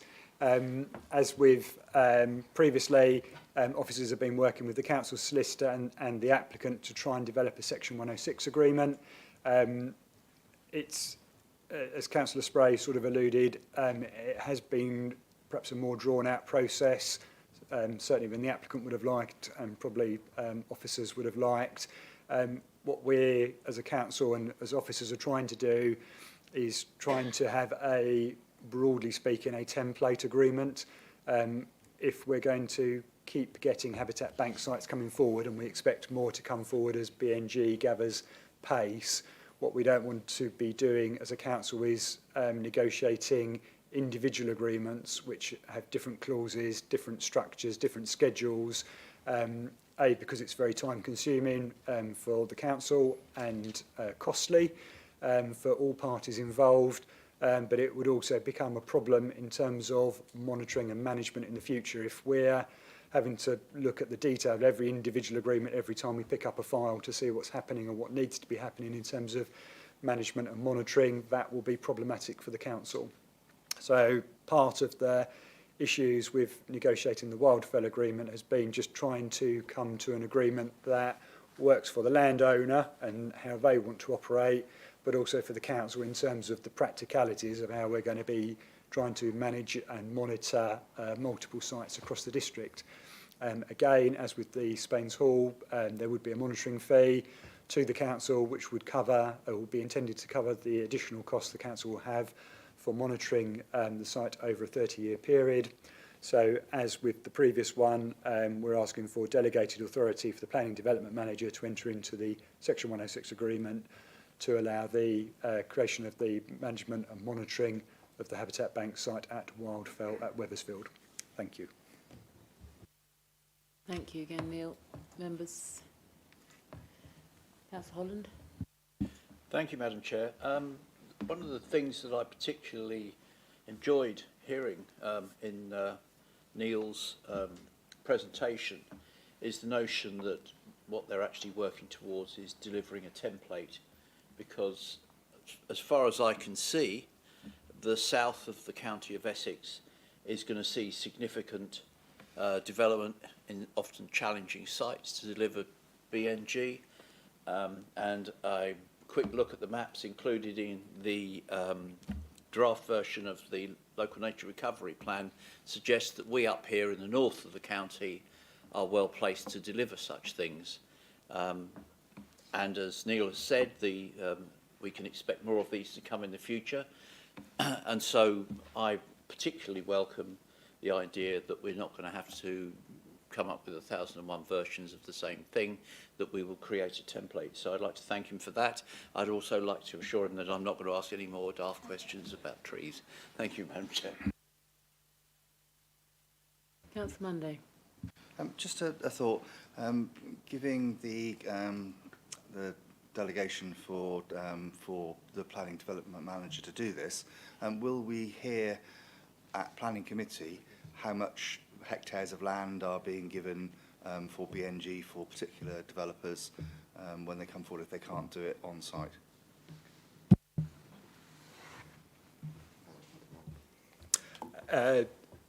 So what would happen is, so if for example, Padgy Developments was developing a site in Braintree somewhere, sorry that's a bad example, but if a development company somewhere in Braintree, so that's why it's a bad example, sorry, apologies. If there was a development company and their application was coming for planning committee, there would be a BNG assessment of the site. So you would be able to understand what the current biodiversity value of the site is and what the value would be with a 10% uplift. So when the planning committee are considering the application, there would be a condition which requires the developer to come back with that detail in the future. The idea would be, in discharging that condition, they would either be doing that on site or off site or a combination of. I don't think we would be intending to routinely report back to the committee which developments register units on which Habitat Bank site. There is a national register, so we can actually look and track it.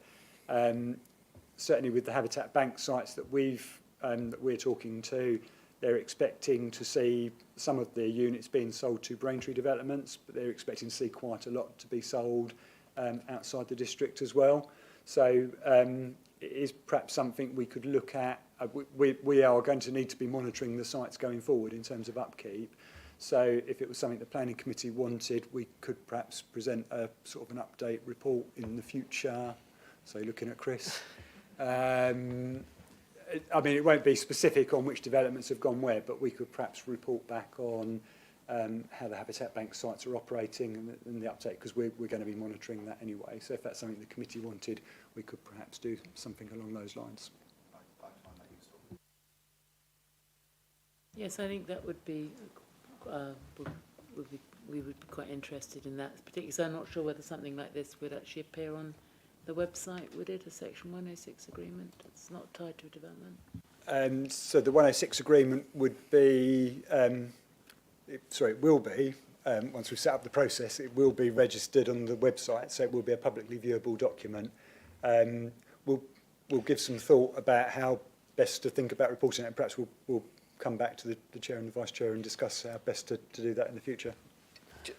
Just to add to that, so the council will have other monitoring obligations in relation to B&G, which we've got to obviously work through as well. So, as Neil's kind of explained, this is obviously quite a new area. It's quite a complex area in terms of what we need to report, how we do that, how we track it, and obviously there will be. It looks as though we're going to have more than one of this type of proposal to come forward as well. So, we're working behind the scenes in terms of how all of that will be integrated and so forth. But yeah, we can certainly look at some kind of reporting mechanism. And just for the avoidance of doubt, there is no patchy developments. That's a spurious example given by my colleague here. So just for the avoidance of doubt. But yeah, we can certainly give some thought in terms of how we then report it. But as Neil said, one of the complexities is at the time of when we're dealing with the application, we won't necessarily know how the developer definitively is going to be looking to mitigate their impacts in relation to B&G. So, whereas we've got certainty on other matters at that particular point in relation to this, that's something which will come, which comes afterwards. So that's also adding to the complexity of this as well. Mr. Shrew, did you want to? Yeah, thank you, Madam Chair. Very quickly, talking of the long-term Section 106 and the monitoring of them, just a little bit concerned. I'd like your opinion of what we're potentially going to do with regards to local government reform, because if you have out-of-district agreements with other districts or boroughs, and potentially going to unitaries, how we as Braintree District Council, how is all that going to work out? Do you have any idea? So it's a really good question. We're still working through in terms of the monitoring contribution and what that looks like. It's something that we will discuss, obviously, internally. We will be seeking advice from our colleagues in finance, and we'll be seeking sort of wider internal approval around that process. Colleagues at other authorities have also been working on this, and we are in conversations and looking at what they are doing as well for consistency more than anything. So it's just one of a number of things that will eventually form part of that discussion around LGR and how potentially those are dealt with. Obviously, in this interim period, we can't wait for that to happen. So there will be a process where these things are going to come forward. We're going to need to try to do our best behind the scenes in terms of trying to make sure that there is that alignment and consistency. But critically, the first priority, I think, in relation to these agreements will be making sure that the monitoring fees that's secured pursuant to the agreement that Braintree Council at the moment are responsible for is sufficient in order to cover the costs as it goes forward. And then hopefully colleagues at other authorities are taking the same approach where they're getting similar proposals. And then, yes, but it will be something in the future which, yeah, there will probably be some differences between authorities, which is inevitable, but we'll try to minimise that, I think, as best as possible. Okay, I think if anybody's got any further questions, will someone like to move officers the recommendation to delegate authority? Councillor Holland and Councillor Dunn second. All those in favour? Again, that's unanimous. Okay, thank you very much, members. That brings us to the end of our meeting this evening. Thank you very much for attending, and see you next time.